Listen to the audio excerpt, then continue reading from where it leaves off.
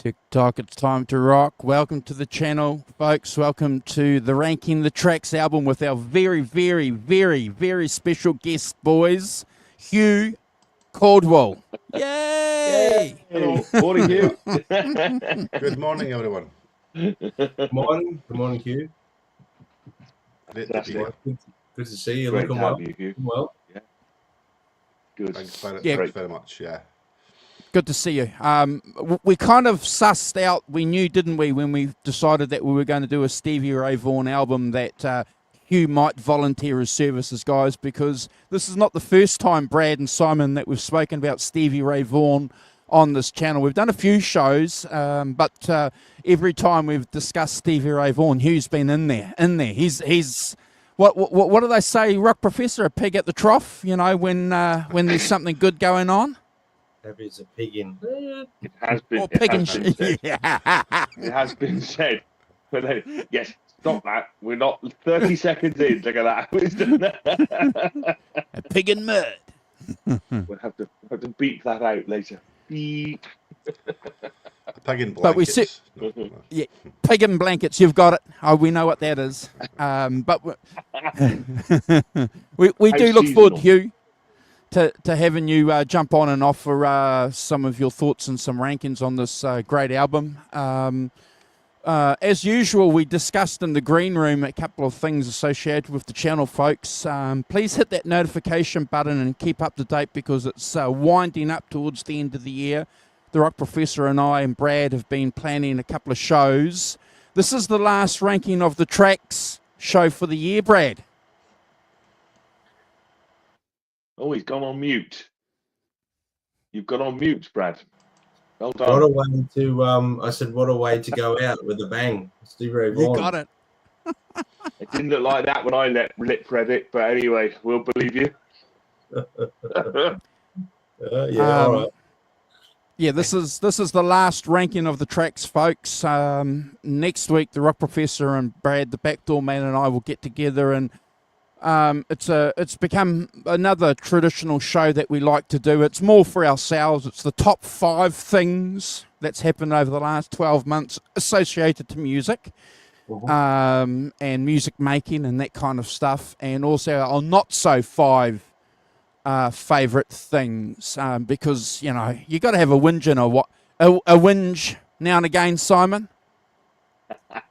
Now and again, the British are brilliant at it, aren't we, Hugh? We're very good at it. Yeah. Whinging, quiet complaining at the back. It's a national pastime, yeah. It's national pastime. I like that. And the week after that, guys, we'll have our annual Christmas show here on the channel. Brad and Simon and Hugh will be here at some stage of the 6 to 8 hours. We'll have John here and anybody else and lots of other people. The guys from the Van Halen show will be here, Brad and Simon. So we'll be chucking out a lot of invites. And if you're in the chat and you want to come on and hang out with us for 5-10 minutes, half an hour or whatever, you're more than welcome. We can pass out those invites. Yeah, we'll spend some time just talking about what's been happening musically over the year, Simon. It's always a good way to end the channel for the year, isn't it? Absolutely, yeah. Our annual annual get together of the intellectual minds of YouTube. So, look at that. That's very kind of you, Alan. Very kind. Yeah, Alan, thank you so much. That's really kind. Very kind. Big shouts out to our friend Alan Garber, guys. What do you think? That's super chat. Yeah. Completely, yeah. It's fantastic. Thank you so Really much, Appreciate it, Alan. It's really kind of you. Yeah. We never expect that, so it's always a wonderful surprise, and thank you very much. Thank you. Cool. Rock Professor, you've got something there. We did Yes. an unboxing video on the channel, but the Rock Professor's going to be a fine, handsome figure of a man for us and do some modelling. I'd like to require isolation, please. Well, see, this week received in the post from the boss man himself, Mr. Walton, my Nice. British Electric Blues t-shirt, which is fantastic. So thank you so Right. much. Merry Christmas, Simon. It's brilliant. It's Merry really Christmas. Nice. No problem. And Bradley, just your to one make you is Just to make in you the laugh. mail. Yeah. Underneath, I've got. Can you see that? I've got a That Pedal Show Christmas thing, which is Oh, fantastic. Good to see you got your priorities right. Pedals. But I'm covering all of that up by having the proper logo for this show on over the top. No cross pollination on this channel, mate. None at all. None at all. No, we love that show. We love that pedal show. Awesome. Yeah, exactly, because that's one of the reasons that prompted us for us to be talking about this show, Hugh, was the outstanding video that the guys did on that channel a couple of weeks ago, talking about Stevie Ray Vaughan, guitars and gears and tone. And I got to tell you, there's a lot of channels out there talking about this kind of stuff, and we love it all, don't we? The deep diving, Brad, it's just great, isn't it? And these guys just gave it the attention it deserved. Did you manage to see it, bro? I have watched it, yes, in bits and pieces. Brilliant. Absolutely. Won't give too much away, guys, but anyone who hasn't watched it, to any Stevie Ray Vaughan nut, trying to get the sounds and deep diving into the tone and also the playing. Wow, some great playing. So, Not bad. Yeah. Not bad, Not eh? bad. Not bad. Not bad at all. And it's good to see, that, channels are doing that kind of stuff, Simon. Most of us here are very much aware of this kind of process, Brad, that happens in the Van Halen community, where guys are deep diving, and there's a lot of channels that have spent a lot of time, deep diving the guitars, et cetera, with Van Halen. I really like it when I see that attention to detail that these guys do, Hugh, on other artists like, Stevie Ray Vaughan, for example, what type of tube screamer he was using at the beginning of his career versus what he was using towards the end, and, the cabinet. So that information's out there, Hugh. It's wonderful. Absolutely, and his gear did change from album to album a little. It got a bit more gainy and interesting as the albums moved on. And that pedal show was superb. Proper went deep diving, and the guy they had on was some amazing guitar player too. Oh, he was really good. Yeah. Okay, so just to let you guys know, if you're unaware, we're going to be talking about Stevie Ray Vaughan and Double Trouble's first album, Texas Flood.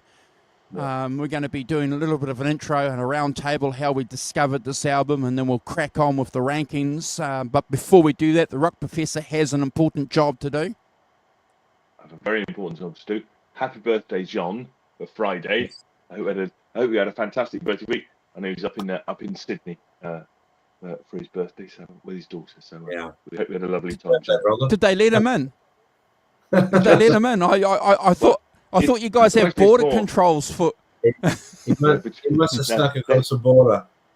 They let him into Sydney. Whether they let him back into Melbourne is anyone's guess. I was just about to say, God knows if he'll get back in, Yes, absolutely.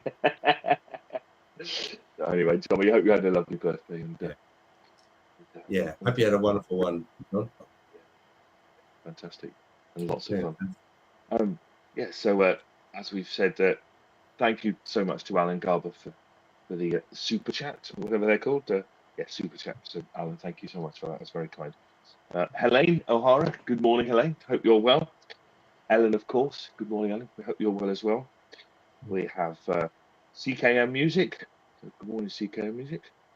And Gretch Zeppelin. Good morning, Gretch. Welcome back. We hope you're good too. Boomster Black was saying hello to Hugh. They must be a friend of yours, Hugh. Bring your I know own who fan that is, club. yeah. Bring your own fan club. Well done. It's very good. Elaine. I've got Johnny Heartbreaker as well. Gretch. Who else? Somebody else. Gretch. I think that's everybody. Hopefully I've got everybody. So welcome one and all. Oh, look, Alan's here. Alan, good morning, Alan. Hope you're well. There he is. Oh, well, I don't know. Well, I saw SLV double toll 6 times. That's tremendous. Yeah. Amazing. And thanks to the I've got some background noise going on here, guys. Can you guys hear anything other than me talking? TikTok time to write. No. Tick time time. Pretty good. Okay, pretty that's good.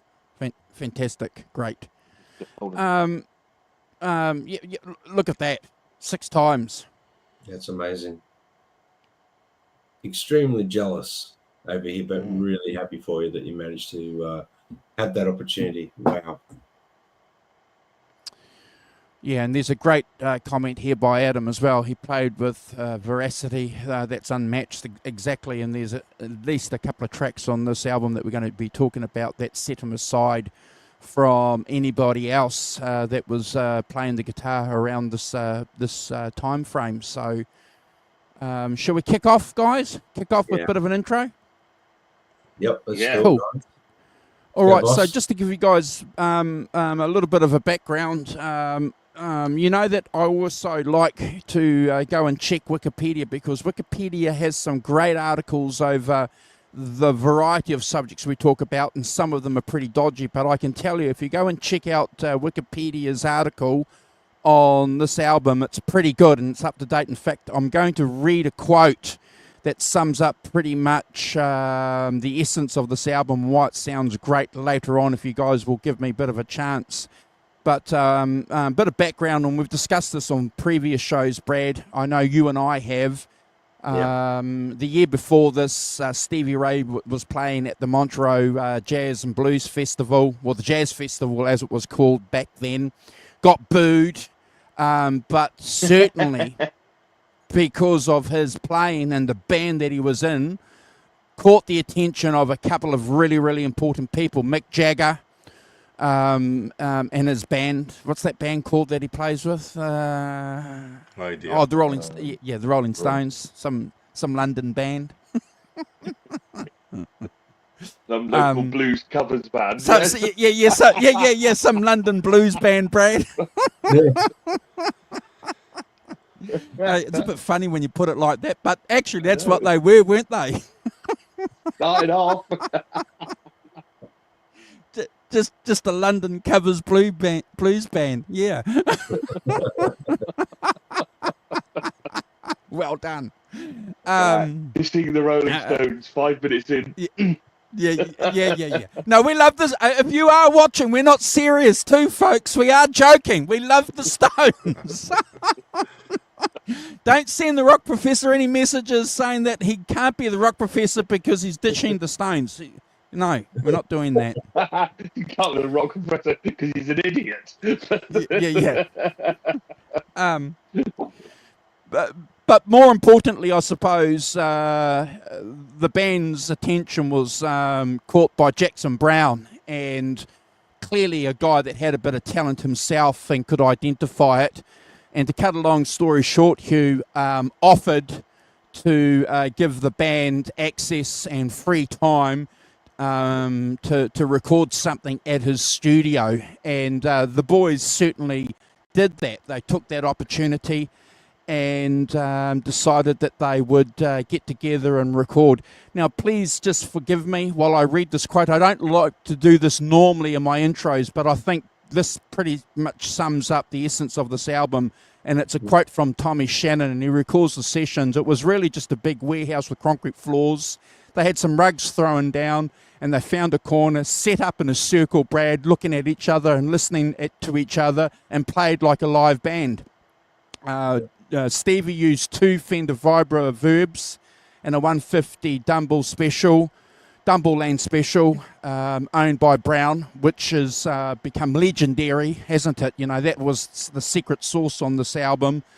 And the engineer goes on to say that they just use one mic on everything, which is incredible. And the only effect, Hugh, that Stevie Ray Vaughan used on that whole recording was just one tube screamer, Brad. Tube screamer, yeah. Yeah. So my understanding with the miking was about 2 or 3 inches away from the speaker, and just off to the left or right of the cone, just off. That was my understanding when I read something about the recording process of this. And Yeah. Sorry to cut you off there, Andrew. No. It's an open intro, and they managed to record that. Rock Professor will love this. He'll love this in 3 days. Well, actually 2 days, but let's say 2. They recorded this whole album, Hugh, and it's still, I find it phenomenal that they managed to do this in 2 or 3 days. But when you get to sort of realise a little bit about what this band was doing, that was their set, Brad, wasn't it? You know, so it wasn't as if, you know, these guys were recording songs that were just written the night before. Yeah. And the other amazing thing is the thing that I read was they ran through the songs twice, recorded them twice, and picked the best version pretty much live. The only real overdubs on it was Stevie's voice and a couple of rhythm guitar parts. Yep. Underneath the solo he'd already recorded live. Yeah. So incredible. Mind-blowing. It's mind-blowing. And yeah, exactly. And I think that's one of the reasons why, and we'll talk about that, I'm sure, guys, as we get in depth, or talk, you know, when we start talking about the tracks, individual tracks. But great album. It was released on the 13th of June 1983. I'm young enough, Simon, to remember when this album was dropped and the singles that were associated with it. And I have to tell you, back then, you know, I was listening to classic rock, the Stones, the Beatles, and Van Halen. I discovered Van Halen, and Stevie Ray Vaughan, Brad and Hugh was unlike anything else that we were listening to. Of course, you could go back and say there was Jimi Hendrix, but, you know, let's talk about something current in 1983. There was nothing like it, Brad, at all. Yeah. Look, the whole thing with Stevie Ray Vaughan was, I've always had a theory. I think he was put on earth to send a message, you know, musically, guitar-wise, spiritually, everything. He was just a next level musician. For someone to go in and record those parts and do it in that fashion, let's think about this. Goes into a studio, first recording ever, and just belts through each song twice. And the best take that they did is the one we're listening to on the record. It's just mind-blowing. I mean, you know, I know other bands have done that, but he was you know, I'm sure you guys agree, everyone in the chat probably agrees. When you listen to his playing, there's no one that plays like Stevie Ray Vaughan. Even people that try to cop him, they just, I mean, Eric Clapton was, you know, he's a big part of our channel here. You know, he was gobsmacked by this gentleman, you know. Stopped his car. Yes, so we all know the story. He's driving along. He had to stop. He needed to know who it was at that particular moment right then and there. He didn't want to wait till he got home. He needed to know who that artist was. And yeah, it's mind-blowing. It was just taken from us way too soon, unfortunately, in such a tragic way. 100%, bro. Yeah, wow. 100%. You know, I don't want to give too much away with my rankings, but I think this is probably one of the greatest blues records ever, electric blues records ever recorded. 100%. 100%. There's no doubt about it. It's definitely in my top 5 and top 10, without any doubt, and one of the greatest debut albums ever too. So we can obviously, Simon, at the end of our conclusions, offer where we see this. But Some great comments already in the chat from Adam and from Alan in particular, and also Helene has a strong affinity with this album. Adam, we have done a show on that gig that you're talking about, Austin City. No, it was Al Macombo. Al Macombo was the show that we did. I'm sorry, but the Austin City Limits gig, you know, all of them, they're all great. If you're a Stevie Ray Vaughan fan, you've got to go and get those DVDs or those VHSs or whatever device you're using and keep them. But just quickly, before we get into the tracks, we'll just go around table and talk about how we first discovered this album. I'm happy to say, guys, that this was an album that I discovered by myself. This artist I discovered by myself because I was watching a music program late at night here in New Zealand, and they played Love Struck Baby. You know, it was one of the videos, and I remember hearing it, Hugh, and I remember going, wow. Mm-hmm. You know, and I've discussed this a few times with Brad and the Rock Professor a couple of times, so sorry for repeating myself, but I remember going to school talking about this to my school friends, and nobody was interested. No one could give a shit about blues music back then. They were listening to Iron Maiden, Def Leppard, you know, Black Sabbath, you know, and these are great bands, don't get me wrong, you know, fantastic bands. But there was no room for what they considered old music. But it struck a chord with me deep in my heart, Brad, Simon, and Hugh. When I heard this, I don't believe in reincarnation at all. But there was something, or karma, but I just there was something there, and I'm pretty sure that most of us are pretty much on page with that feeling. There was something about this music. And it caught me ever since 1983, and I've been a fan ever since. Hugh, can you tell us how you discovered this album, please? Well, being a massive Hendrix fan, the first time I heard Stevie Ray, it was like Hendrix but different. And he had... I think the first time I heard them was I saw the El Macambo. I was on VHS. I think it first came out on 1982, and I've never seen anybody play guitar. And I've never had any guitar player make me feel the way when Stevie's in full flight. I don't think there's anybody that it's like it's jaw-droppingly good, you know. I remember watching that pedal show where I was saying about Doyle Bramhall walked on stage while Stevie was taking a solo, and he fell to his knees. It just took his breath away. I came around the album, I would say about 1987, when I think I bought Instep as well the same day on vinyl, and obviously as soon as you put this album on, you realise just you listen to the guy that brought back the blues to the mainstream. It was 100%.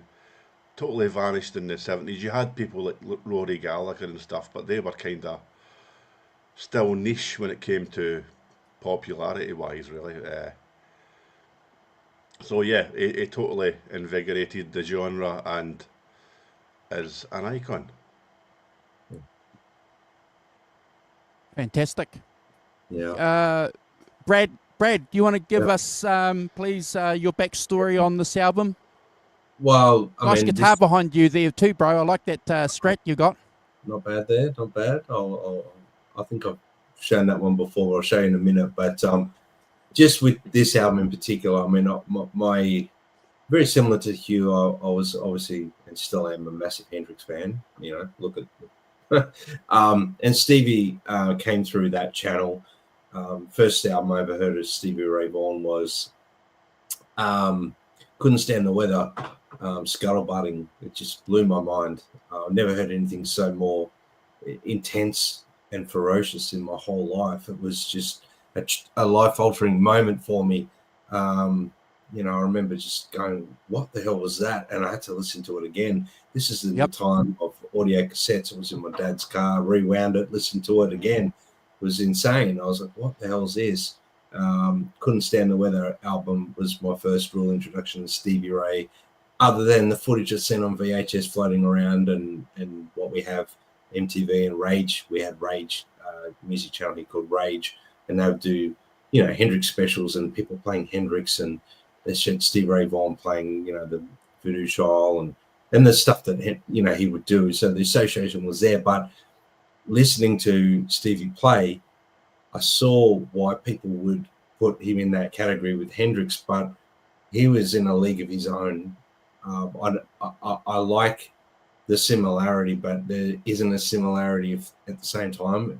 I don't know if I'm going to offend anyone here, but he couldn't play like Hendrix. He played Hendrix his way, and I loved that. He put his own flair and stamp on the Hendrix songs, made them his own. Very similar to what other bands do, ZZ Top. ZZ Top's first album and Texas Flood are my favorite two debut blues albums by any artist. But for some reason, Stevie Ray Vaughan just had this natural thing. He channeled something from a higher power, I'm sure of it, through his playing. And Texas Flood record, when I put it on, I was right into David Bowie, and the Let's Dance album, I always, was like, this guitar player on this album is fantastic. China Girl solo is one of my favorite Stevie Ray Vaughan solos. I was not aware of the fact that it was Stevie Ray Vaughan till I got into Texas Flood, and then I read about it, and I went, oh, and it put two and two together. So Texas Flood is a very important album for every blues artist, but obviously, more importantly, very important for Stevie, because we all got the chance to discover Stevie through Texas Flood. But, he was always going to be the biggest and best electric blues player there ever was, just because of his natural ability. I don't think there'll ever be another Stevie Ray Vaughan. That's, it's like one of the all-time greats. That's I could go on for hours, Andrew. So cut me off. No. Well. Thank you, and we could listen to you for hours. But we better pass it over to the Rock Professor so that he can talk about it, and we'll talk more during the halftime about the strong connection between David Bowie too. I thought we would skip that from the intro, but Brad brought that up. So if you're unaware of what the relationship is with David Bowie and Stevie Ray Vaughan, we'll talk about that when we show some pics, because it's an important part of that band's journey. So thanks for bringing that up, bro. Rock Professor. Well, yes, I'm the Johnny come lately of the party, in that I didn't really pick up on him at the time. I don't think he made a big wave in the UK. I was off on some other musical journey in 1983, doing something else. So kind of that all kind of passed me by, really. And I first came across him because the guy I am still in a band with Ian. He likes Stevie Ray Vaughan, so I sort of, he bought some stuff, so I got interested in him via that, but only peripherally, really.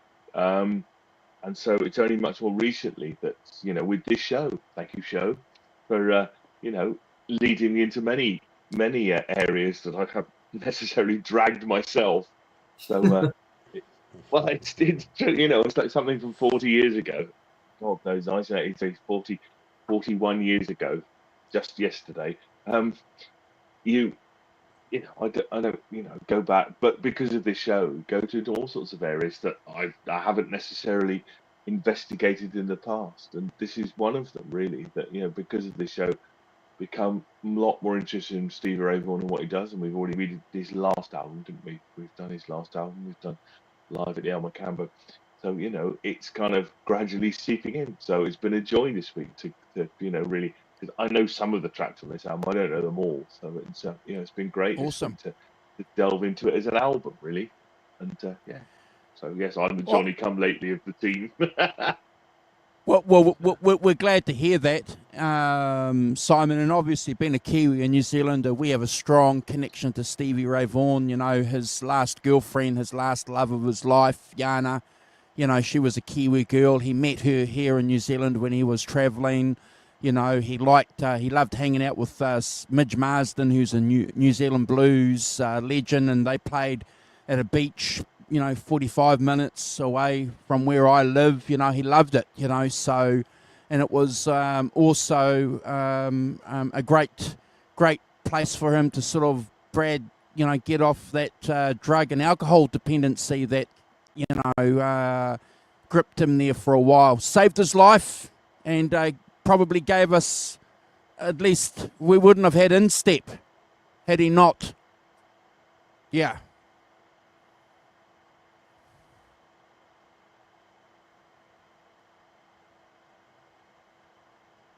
I'm sorry, I'm not used to muting, but I'm muting so I don't jump in on anyone because I'm trying to give everyone space.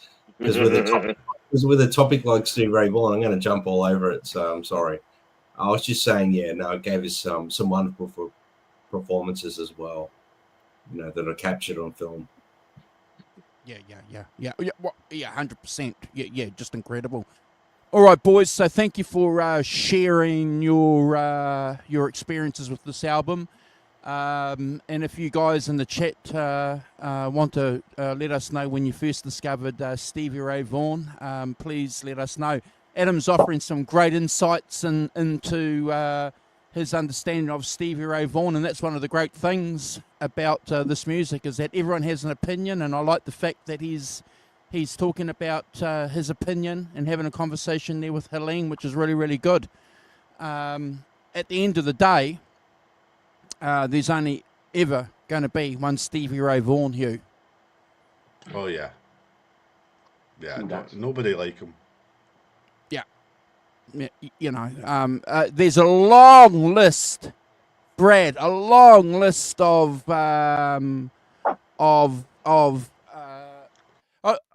told this story before, and I'm going to tell you guys the story again. So Carl, a good friend of our channel, a very good friend of mine, very, very good guitar player. He was a blues man.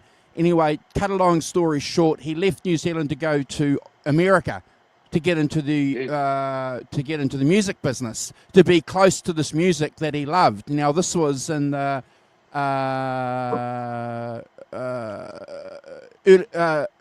early 2000s. Anyway, he gets to Texas, and he's a pretty good guitar player. He says, Andrew, I get there, and he said there's a line of guys going down the road, around the block, and then around the corner again of guys that can play Stevie Ray Vaughan with their eyes closed. He said, I was nothing. Yeah. Well, it's fish in big pond. Yeah, it's the home of Texas blues, mate. You know, you if that's going to happen, let's be honest, something in the water down there. And he won't mind me telling you that because, you know, we've discussed it. I'm sure he's even discussed it here on the channel, you know, that, you know, he got there and realized, wow, so to be good in the States, you got to be really, really good. Or lucky. One of the two. Okay, so we'll crack on with the rankings, guys. The first track is one of the singles that was released off the album, a track written by Stevie Ray Vaughan called Love Struck. A classic, Hugh. It's a classic Stevie Ray Vaughan intro, isn't it? Some people might even say that it's a definitive Stevie Ray Vaughan Texas Blues intro. If you're going to argue that, I won't argue against you because I would say first album, first opening track, Brad, it's got to be up there somewhere. It's fantastic, isn't it? It's incredible.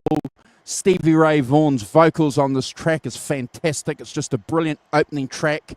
Still sends shivers up my spine when I hear this track. I never get sick and tired of it, Simon. They play it on classic rock. It's one song that I love. One of the first songs that I managed to learn. That intro of Stevie Ray Vaughan. So a lot of us probably tried to, get that down. Brad, it's got to be a 10 out of 10, and it's never a skip for me. Hugo. Yeah, great intro to the album. As soon as you hear the first note, you know you're in for something good here.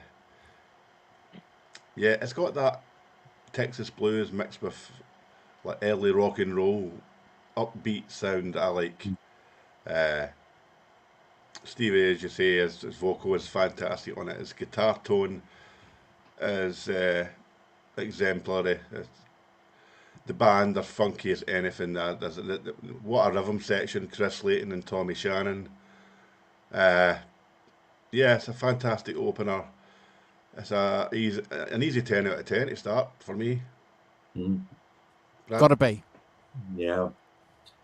Well, for me, I'm going to try and keep my notes very short and sweet, guys, because I know we've got a 2-hour show we're trying to keep it to. But for me, I just love the feel-good shuffle of this song. It brings a lot of joy to my face, to my body. Every time I listen to this, it puts a smile on my face, is what I'm trying to say. You can't help but sort of get sucked into this infectious energy as well.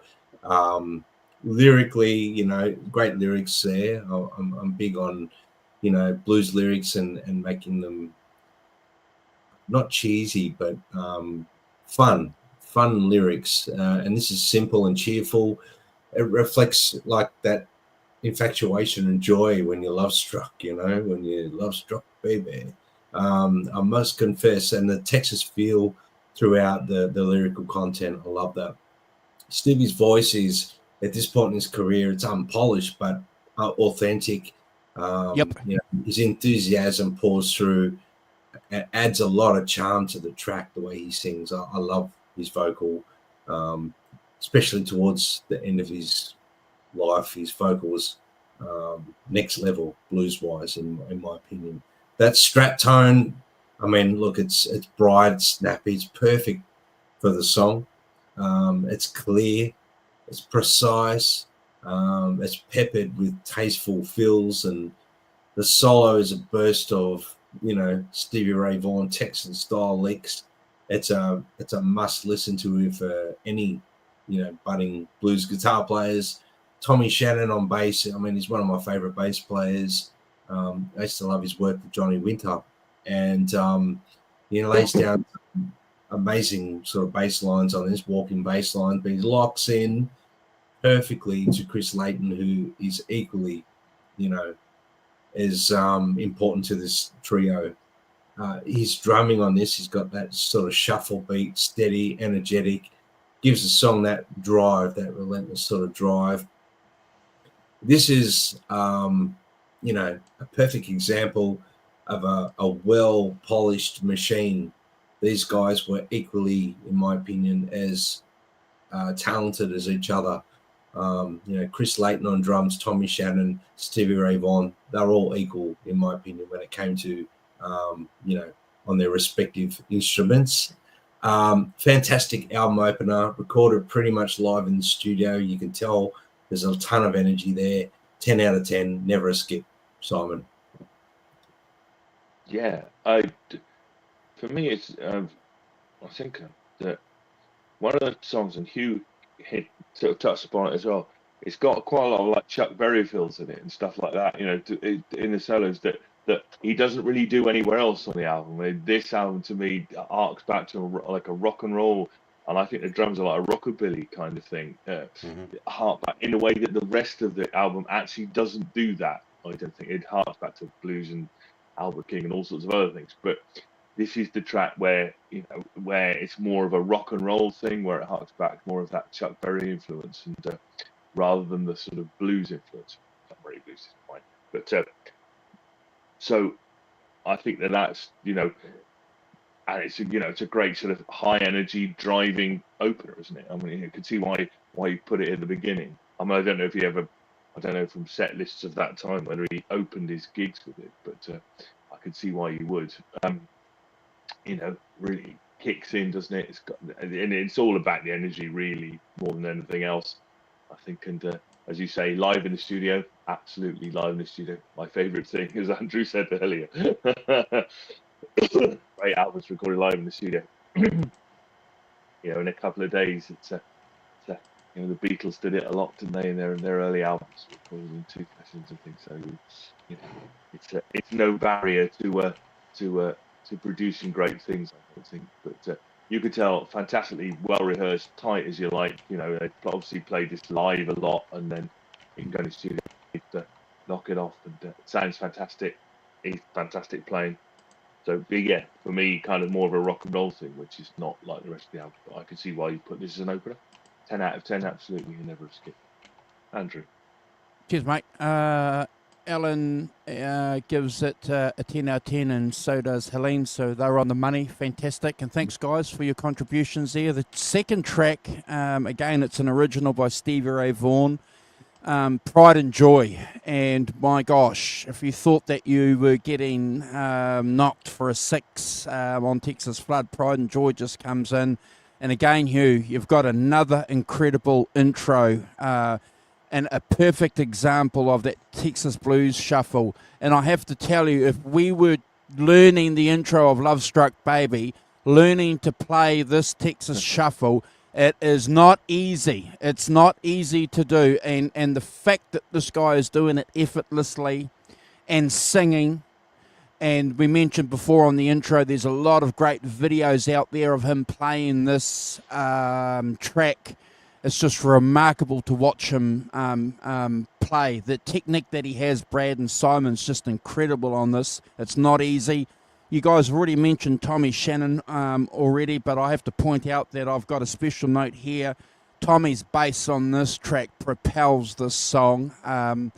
And there's a couple of other tracks coming up where he's just, playing under that beat, and he just offers that great support that has to happen in a 3-piece. If the guitar player doesn't have that to lean on, because there's a lot of space. There's no other guitar there, Brad and Simon and you. We're all guitar players, so there's got to be something there to fill the space. And if the bass and the drums isn't doing it, you just hang in there. 100%. So, just, again, a remarkable band. I have to pass it on to you guys because I could talk about the song for another 20 minutes. We can't do that. Surprise, surprise, Rock Professor, 10 out of 10, never a skip. Hugh. I actually had on my notes, Andrew, that what you described almost in word for word.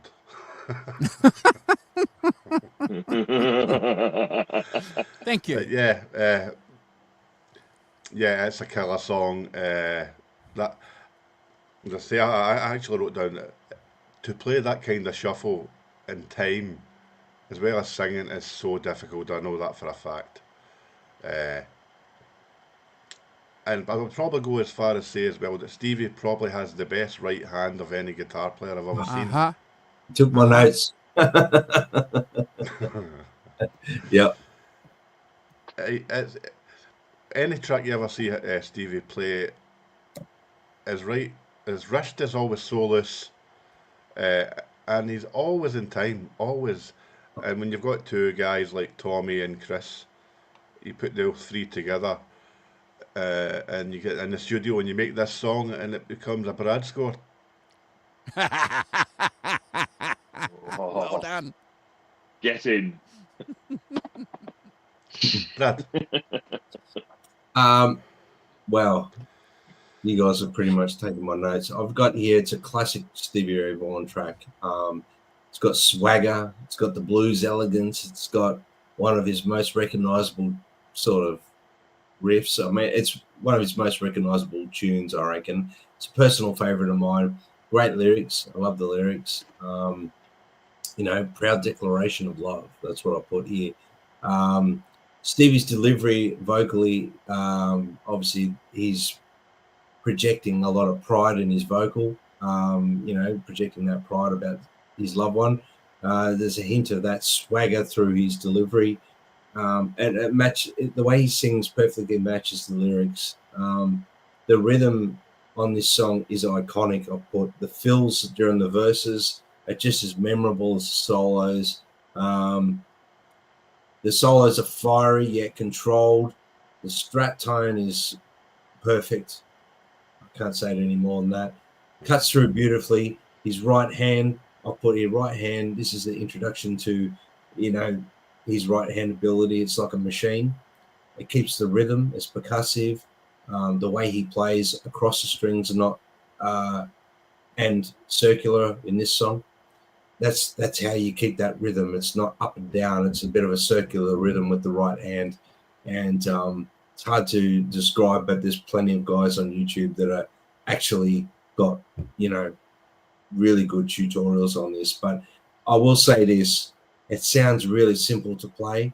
It's extremely hard to play it like Stevie Ray Vaughan. The bass, the bass mirrors sort of the tight groove of the song. It's got a funky sort of rhythm section, this one. Leighton's laid back shuffle keeps everything sort of, grounded, allowing the guitar and the vocals to shine, just what a rhythm section should do. You know what I mean? Let each instrument breathe and give space. I'll put here amazing second track. Again, pretty much recorded live in the studio. You can feel that energy. 10 out of 10, never a skip. Simon. Yes, I mean, one of his signature songs, this, isn't it? It's absolutely one of his signature songs and one of the first I heard. So it's kind of it's kind of that thing, as you say, and it's all about that right hand groove, completely on time, completely locked in with the drums and the bass and and what it gives is a great swing, doesn't it? It gives it a great swing. I can see people up and dancing to this, no problems at all. And let's face it, this is all about the rhythm and all about. He plays all over it. He just plays all over it. And I think one of the things that struck me doing this is that how much seems that it just flows out of him. The music just flows out of him. He doesn't have to think, to think about it. He doesn't have to think about it because he's played, and it just plays and it just out it comes and sort of floods. Get to that in a minute. But sorry. But I think that it's that and he played the fills all under the singing and stuff, and he's just playing the fills under the singing, and he's just and it's just it seems so natural and so unforced, but sort of force of nature really. But that it's amazing, and so I think that for me this is a Brad score, 100 out of 10. It's one of his signature songs. That signature opening riff that he's absolutely incredibly well known. I'm going Brad score for this 100 out of 10. Brad all day, this one, isn't it? It's so good. Brad score. Okay, well, that's interesting. Thank you, Adam, for becoming a channel member. Means a lot. Appreciate your support there, and welcome. And also really appreciate the comments that you're offering in the chat too, because clearly another Stevie Ray Vaughan fan, and the fact that we're on this part of the YouTube universe, Brad and Simon and Hugh and everybody in the chat talking about this great music, just as another great example of this technology that we have. When you consider what governments and what corporations want to do with social media, there's still going to be folks like us that are going to make it and keep it into, a positive experience. So well done. Thanks to everybody. And we've got Gretch Zeppelin in here as well. So good to see you, Gretch, for hanging out with us. We're up to the third track, guys, and it's the first cover on the album by a couple of guys called Larry Davis and Joseph Scott. There's a great Wikipedia article on the history of this song, folks, if you guys want to go and check it out, because, again, really important that Stevie Ray Vaughan was going to sing and play this song, Brad. Clearly the guy was 15, 16. He, was aware of this song. He was a proud Texas bluesman, so he was going to take this song, and if you go and listen to the original, it's on par. The timing is 12/8 timing, so it's on par with the original song. But the great thing that Stevie Ray Vaughan and the boys have done with this is they've taken it and they've used it clearly as a showcase for Stevie Ray Vaughan's guitar abilities on this track. All I can say, Brad, I've thought about it over the last couple of days. This could be my favourite ever Stevie Ray Vaughan track. I just think the guitar tone he has on this track is especially great. Tommy Shannon's bass on this is just phenomenal. You've mentioned him before. He was baptized into the blues by playing with Johnny Winter, as you mentioned. So, this guy knew what to do. And Whipper, obviously, being the new boy on the block, they knew what they needed to do to allow Stevie, and I think we're going to probably talk about this for the rest of the album, but it's really important that they just gave that space and that time for him to go and make this track a Hugh track, in my opinions. I just think this track is fantastic. My favourite track. I love all versions of it. Go and check it out if you haven't, if you've been living under a rock. Brad, I look forward to hearing what you have to say about it, and you too, Rock Professor. But in the meantime, I'm going to pass it over to Hugh, and he's going to tell us what he thinks about this track. Thank you. Well, it's a blues masterclass, isn't it? Ah, If somebody asked me, show me some good blues. Well, I'll show you some of the greatest blues that you'll ever see in your life, played to perfection, with all of the emotion and feeling and touch. Live, he would take this song to different places, and Yep. he'd get emotions from playing the guitar that you've never. Nobody makes me feel like Stevie Ray Vaughan does when he plays the guitar like that. He just goes over, similar to Hendrix in a way that he'll take you to somewhere where you're just blows your mind, and it's almost like a kind of religious experience at times. It's that much you almost have to go for a lie down at the end of the track. And when you see him playing Texas Flood live as well, it's like, oh, OMG, it's like so good. And I pretty much based all my Stratocaster guitar tones on this album. Yep. Everything stems from there, and you just maybe add some flavour for a different song you're playing. But this is like ground zero for me for how a Strat should sound through an amplifier, the vibro verbs and the Dumbo and stuff like that. It's an absolute masterpiece. 100 out of 10. Good score.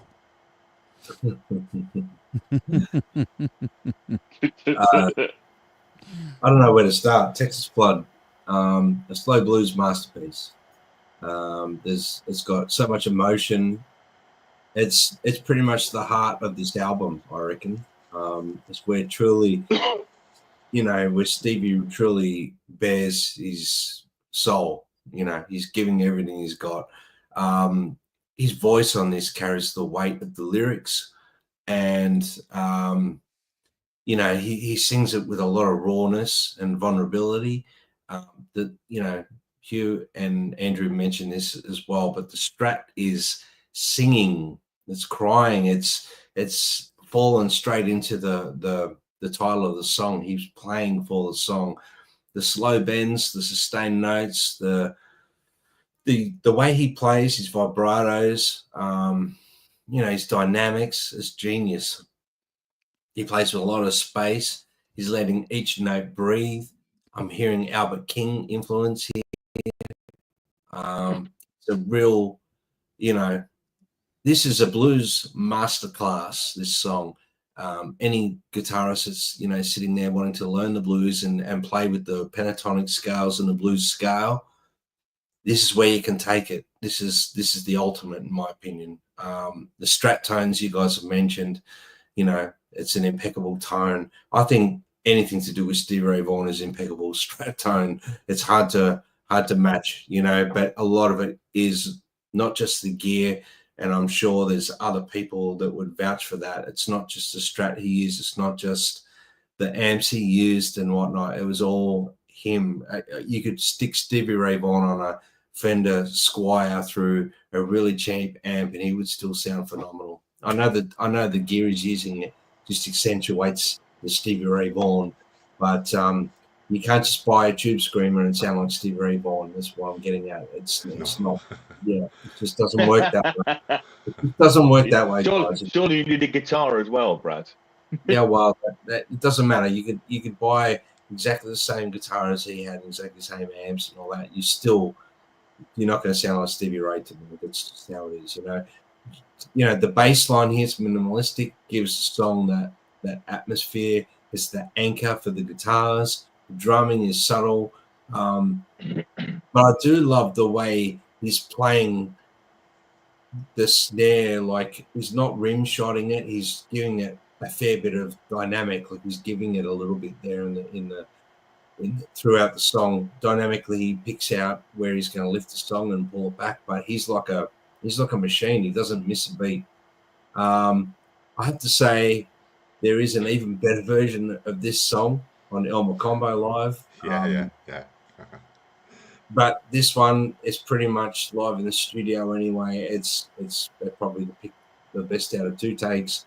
This is what we got. 100 out of 10. Never a skip. Simon. Brad score indeed.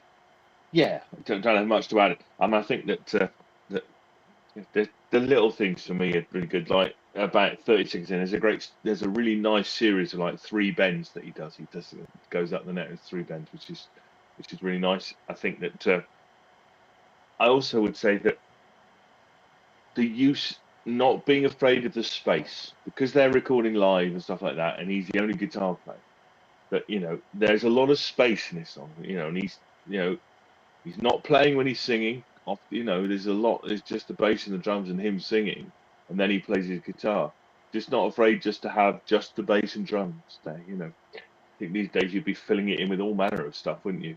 But actually, it's improved by not having that. It's by having the voice and the drums and the bass, and then the guitar playing, and that, as you said, Brad, that dynamic that creates and that difference in the sound that I think is great, and I think that that's a really important musical lesson for people.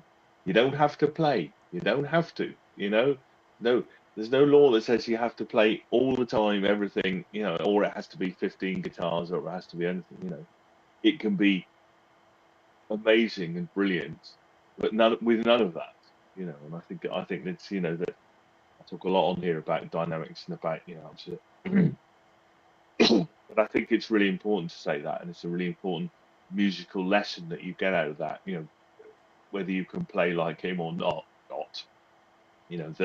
That to have that and to understand that is that is really important, and that when you don't play, and space and gaps are really important, and make the music as much as the sound of the notes is a thing. It's got a fantastic solo, and I wrote down all right, telephones, from the days when you phoned people up on a telephone. Remember that? Very nice. That's in a particular time, which is lovely. It's a Brad score. It's 100 out of 10. It's another one of his signature songs, isn't it? It can be nothing less than 100 out of 10 in my books. Fantastic. Andrew. Total class, yeah. Helene gives it 1,000 out of 10. So clearly, folks in the chat can't count like us. So that's good. Good to see that we're in a special group of people that can't count. And Mission has nailed it once again. What Stevie does with Texas Flood Live is equal to what Hendrix did with Roadhouse Live. no argument. You've nailed it. They are perfect examples of guys who know what to do with the Stratocaster in a live situation, don't they? And again, Tony is offering some great comments here. So again, happy birthday to Tony. Did we say happy birthday to Tony? We didn't. Was it last week? Was it Tony? Was it last week? I can't remember. Was it? I think it was last week. Last week, yeah. Well, happy birthday, Tony. Yeah. Rather early for next year or late for this. Yeah. Well, yeah. Happy birthday, Tony, if we haven't already mentioned it. Yes. So, guys, we're getting up to the next track, which is a cover by Howling Wolf called "Tell Me." Brad and Simon, we're getting into the middle now of the album. We're getting into the middle, and on this track here, we're getting another version, another interpretation, Hugh, of the Texas Shuffle, the technique of the Texas Shuffle on this, which is really, really important. You have to remember that, folks. So if you're listening to this, okay, so you can do different ways of doing it, Brad. There's not just... So when you're a beginner guitar player, as you mentioned before, you can develop your own technique, your own style. It's it's never about copying if you are attempting to do this Texas Shuffle, because again, as Hugh said, it's not easy to do, and you'll give up and you'll come back to it, unless you're a genius, and give up and come back to it like I have over the years lots and lots of times. And I just want to back up what Hugh said about the right hand, doing that driving right hand. You do that for 5 minutes or 6 minutes, Brad. You're playing every weekend live. You can't cock it up, bro. It's just you got to keep driving it forward. And to see Stevie do this so many times and hear it, on this album where it all began is just phenomenal. Love the gritty vocals on this track, Simon. He's doing something a little bit different with his vocals. So clearly he's already at the stage where he can just do something a little bit different, whether it's, closing the mouth or singing in the back of his throat, Brad, or adjusting where he is in relation to the mic. All these guys are masters at when they need to be with their mic. And clearly he knows how to do that. This is only a 10 out of 10, Hugh. Sorry. Yeah, well, Tell Me. Another great track on this album. It's got the driving rhythm that, after you've had the slow blues of Texas Flood, it just seems to work as an extract perfectly. And again, Stevie's guitar tone is beautiful. He seems to just coax notes out of the guitar that nobody else can get it to sound like that. I don't know how he does it, but it's total technique that's, I think you have to be born with to play at that level he plays it when it comes to playing blues. And this is a great track. I love the pace of it. I love the rhythm section, and the guitar solo as well was top class. It's just another 100 out of 10. It's great. Well done. 100 out of 10. Brad. Tell Me. Look, it's a fiery song. It's got that real up-tempo sort of shuffle. Stevie Ray Vaughan's vocal, again, he's got a bit of grit here. It shines through, matching the intensity of his guitar playing, of course. Nobody really talks that heavily about his vocal, but his vocal is just as powerful as his guitar playing. And the lead here, the lead guitar grabs you. The solo is like a freight train. It's relentless. We've got all that rapid fire Stevie Ray Vaughan stuff in there, full of bends.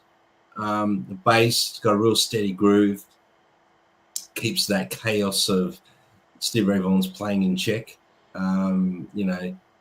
Shannon's, bass playing is never overshadowed, though. I will say that he's got his own thing going there, And Leighton's drumming here, punchy, dynamic, driving the song. Again, pretty much recorded live in the studio. You can hear that. 10 out of 10, never a skip, Simon. Yeah, yes, it's can't really add much to what you guys. Sorry, I'm just plugging something in. To what you said, I mean, I think it's to me, it's a showcase for his fiery guitar technique, really, isn't it? It's all about the solo, really, and it's a sort of straightforward, pretty much 4/4, pedal to the metal sort of song. I agree with you about the singing as well. I was going to get into mentioning the singing. I think because I think it's kind of the sort of thing that slightly gets overshadowed, doesn't it, by the guitar playing, the singing. That's always a bit tricky and a bit technical. But he is a great singer, and he brings a lot of emotion, a lot of depth to the songs for sure. I give this a 9 out of 10, but never a skip. Quite gone the madness of the. Yeah, see, when you talk about Stevie's vocal, to go off album for a minute, if you ever hear him playing or singing live to the You Better Leave My Girl Alone, the vocal live on that is amazing. Yeah. Yep. Amazing. That whole performance on Austin City Limits is next level, Hugh. That's you can see his eyes rolling back in his head. He's something's channeling through him at that particular point in time. Awesome. Yeah, no, absolutely. Yeah. Shall we rank the next track and then show some picks, Rock Professor? Yep. Yes, absolutely. Yes, end of side 1, I feel.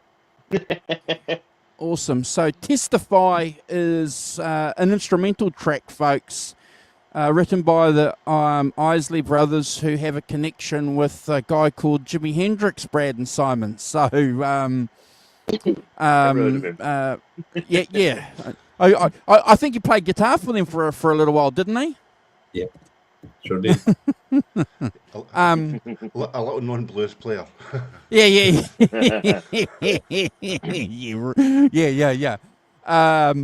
So there's an interesting connection there again.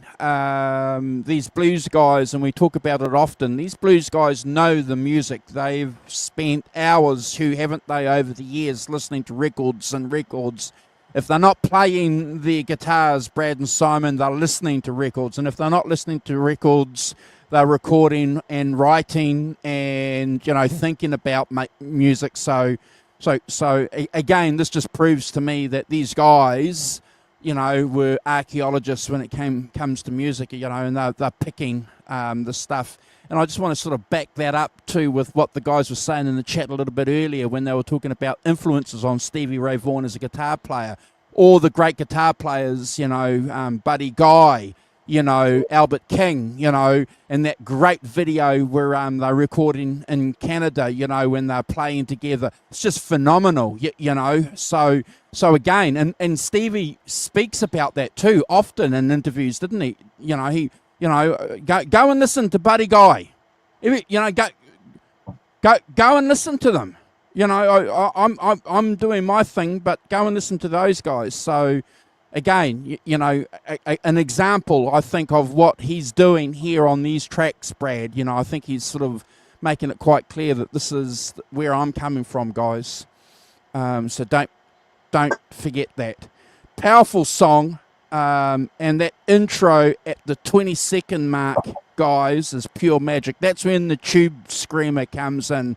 And, Hugh's already mentioned to you about live versions of songs being fantastic and better on live compilations. I have to agree with him. There are so many live versions of Testify which are just out of the park.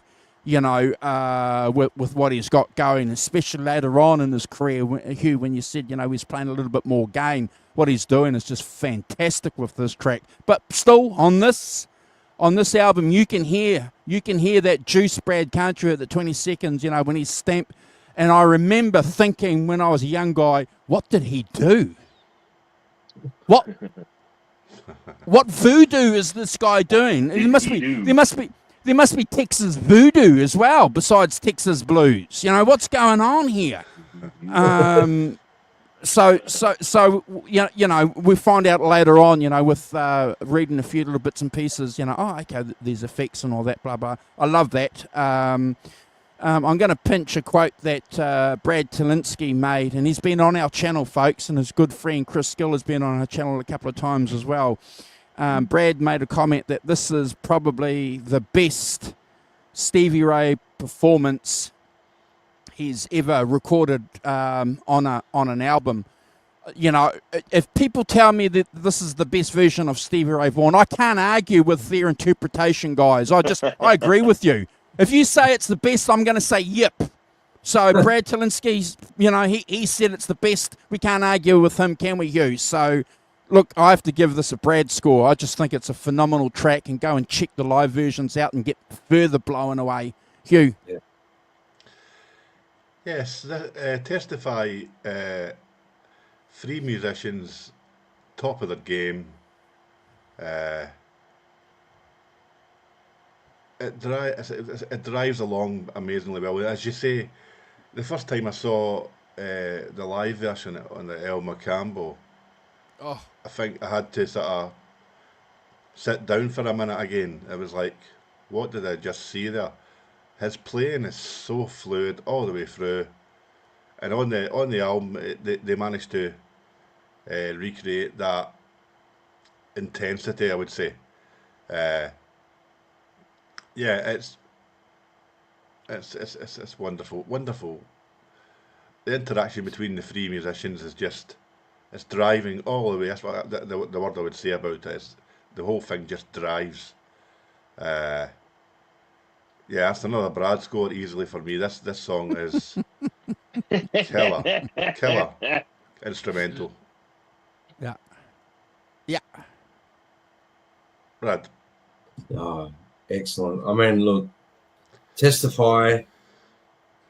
Oh, wow. Where do I start? It's this is a fantastic performance captured. It's like capturing lightning in a bottle, really, this performance. It's high energy. It showcases a lot of Stevie Ray Vaughan's technical brilliance. That rhythm playing in the main riff, it's like a hurricane. His tone, wow. I mean, the way he plays those licks in between, and there's so much effortless flow going on there. Stevie Ray Vaughan's ability to switch between rhythm and lead on the fly is literally jaw-dropping, in my opinion. This is also a great example of switching pickup positions on a Stratocaster the way he does throughout this song. He does it so well and so effortlessly, like it's not even difficult, you know. He makes us all want to either sit for hours on your guitar trying to capture it, or put it away and never touch it again. It's amazing. Yeah, Tommy Shannon on the bass, he's got that whole driving groove going on there, giving Stevie Ray Vaughan that foundation and enough space to explore what Stevie Ray Vaughan's trying to go for. Chris Layton on the drums, that syncopated rhythm. That's a difficult rhythm to play on drums, and keep that going and put fills in there, and it's not easy, and it's pretty much recorded live in the studio. So what we're hearing is what, you know, I read somewhere once that Stevie Ray Vaughan was recording on this album in particular in the warehouse cell recording. I couldn't see the control room, so he'd be playing like he was playing on stage, like his feet moving the way he used to play on stage, and getting right into it. And you can really feel that in the performances on this record. But this song in particular, there's a real energy going on. I mean, you know, Brad Talinsky can't be wrong, Andrew. Like you said, I'm going to give it 100 out of 10 and never a skip. And please do yourselves a favor. Once we're finished, go and put on Spotify on disc 2, the first track, live at Ripley's Music Hall in Philadelphia version. It's outstanding. But yeah, sorry for rambling on, guys. 100 out of 10, never a skip. Well done, Simon. Well, yes. I'll just say that Alan Garber says that octave is used on some parts of this song. I believe so. Yes. But yeah, fantastic. So thanks, Alan, for that little nugget of knowledge that I'm able to produce and pretend it's my own, but it isn't. I mean, yes. I mean, this is all about the interplay between Stevie Ray Vaughan, Tommy Shannon, and Chris Lane. It just is, isn't it? It's kind of that electrifying live thing that that you could see them, as you say, Brad. You can't see the thing. You're just getting into it. You're in a room and you're just doing as if you were on stage and stuff. And that's exactly what it feels like to me. And he's pulling off all the tricks, isn't he? And it's another one. So you just feel like he's just pouring out of him, don't he? He's just play, and it just comes fizzing out like a volcano. So it's a musical volcano, and that's the amazing bit, and that's that's really what makes it that interplay between the three of them. It's fantastic, really. So it's if he'd sung, it would have been a Brad score, but as it's only an instrument, it only gets 10 out of 10. Well done. Thank you, boys. I can't resist it. Thank you, boys, for some great input there, and and more than that, though. Let's not forget. One of the reasons why we do this show is not to show how clever and insightful we are. We're just here hanging out with other people, just talking about music. So remember that. So if you ever want to come on, you can just come on and just talk about the track from how it makes you feel, and that's fine. That's all good. You don't have to spend hours poring over stuff, and just keep that up your sleeve if you want to join us next year, because we're getting towards. This is the last ranking. Last ranking. Hey, Andrew, are you secretly having a go at my rankings when you say that I'm going on and on and on? No, we all do. Yeah, he is. Yeah, we all do. No, we all do. We all love it. It's fantastic. We all love the sound of our own voices a bit too much.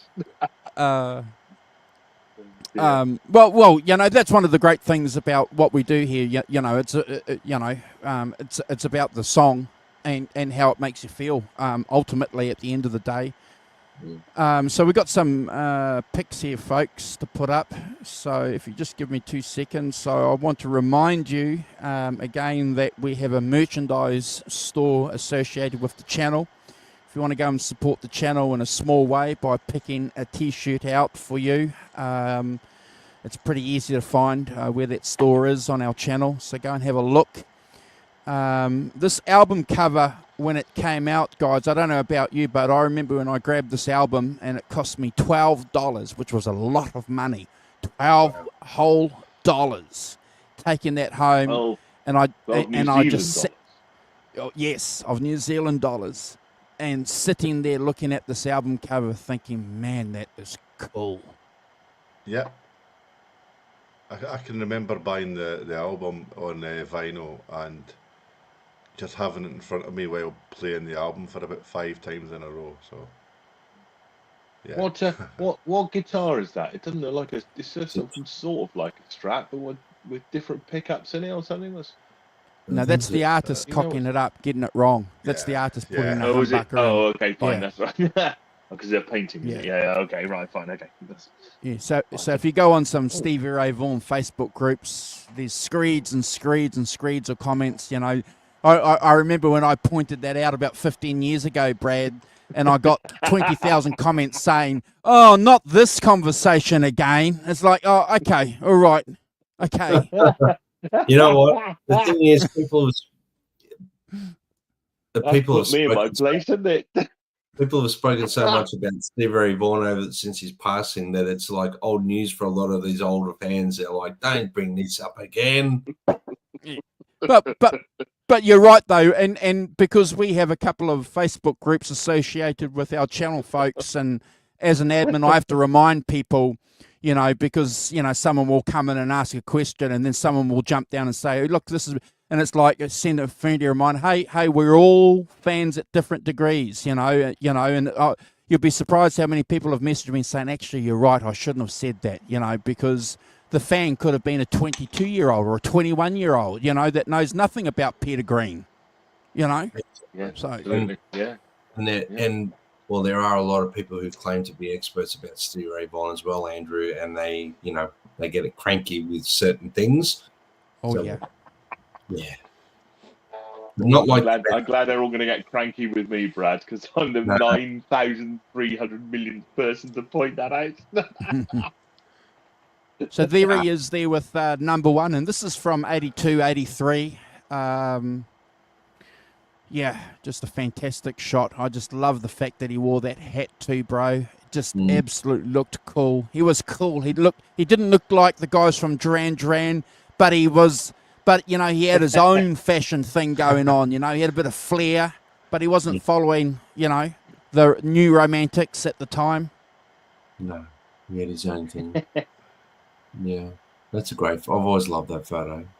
Me too, bro. Yeah, his So dress sense could get a bit funky at times, I must say that. Yeah. Well, there's a story about that. We'll talk about boots. that. Yeah.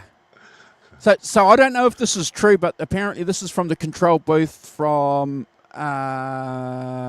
recording this album. I don't know if that's true or not.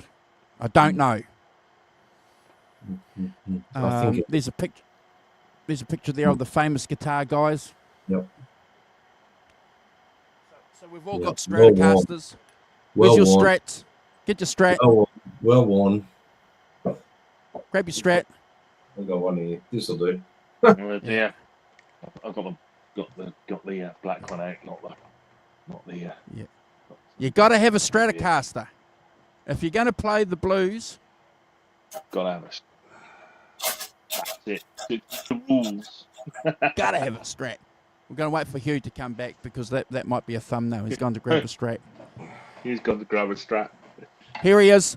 All right, hold your strat up. Hold your. Hold on. Sorry, I'm typing. 121. Strats up. 121.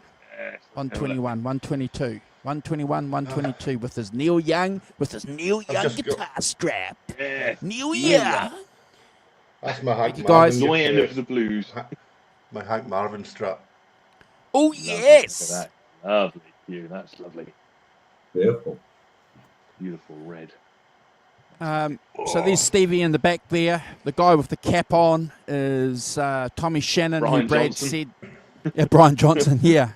Tommy Shannon, who played with Johnny Winter, bass player extraordinaire. And there's Whipper, Chris Layton, the drummer.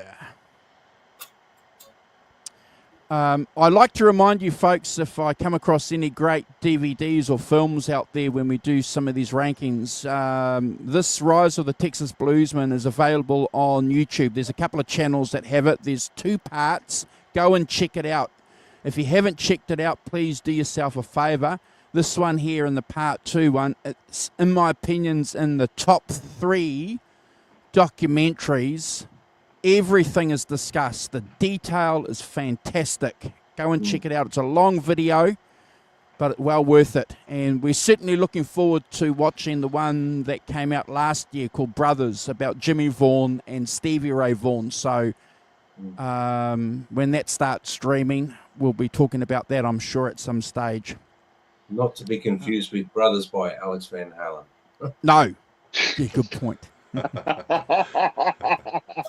And the last, not that one. the last pick is the one here with David Bowie that Brad mentioned at the top of the show. So, Serious Moonlight, Stevie Ray Vaughan's playing guitar. He gets offered to go on a world tour by David Bowie. And he thinks about it for a little while and realizes that his heart and soul, Brad, Simon and Hugh, is with Double Trouble. So he leaves, first 5-star hotel rooms, jets Brad, and he goes back to Texas and he's touring around in the back of a truck with Double Trouble. He dream stuck to it. Yep. And because of that, isn't that a great story? Yeah. It's an amazing story. Amazing story. Well, it's the story of the artist, isn't it? You have to follow your own path and your own muse, and not just not somebody else's necessarily. If he did that tour, Hugh, if he did that tour, no, you couldn't, you wouldn't bash him over the head or kick him in the nuts because he took that tour. You know, you wouldn't, would you? You wouldn't blame him if he said, "Okay, I'm going to ditch my band and go on and become," you know. Yeah, That- I think he had the same kind of idea as like Clapton leaving the Yardbirds when they brought out For Your Love. Yeah. To thinking that's not really what I want to do. I want to just do a straight ahead blues. So that's where he went. Isn't it? It's funny. I can't hear in my head Stevie Ray Vaughan playing something from Suffragette City or something like that. No. It's funny. I can't hear in my head him playing that at all. Is that? Can you hear that? Because I can't. There's some recordings on YouTube of rehearsals with Stevie playing for David Bowie. Go and listen to that. Oh, okay. All right. Okay. Yeah. I'll check that out. Yeah. Because as I say, in my head, I cannot imagine. I can't hear Stevie Ray Vaughan doing Suffragette City or Queen Bitch or whatever it is. You know, Aladdin Saint. The mark of a good musician, he could play just rock guitar as well, but he used to be a bluesman. Yeah. I don't know. I may have brought this up once before in a Tone and Tech tip, but if you really want to try and get in the ballpark of Stevie Ray Vaughan, try turning your pick around on its side a little bit. Like instead of playing it like with the point, like that. Try spinning it so that the round edge is predominant. So when you gives you more plunk. So like, Yeah. Try it, guys. Good point.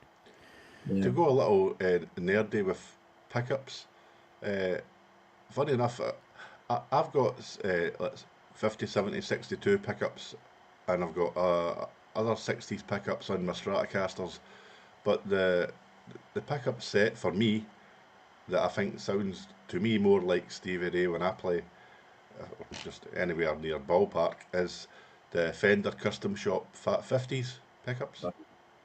Yeah, they just work for me on neck pickup, boom.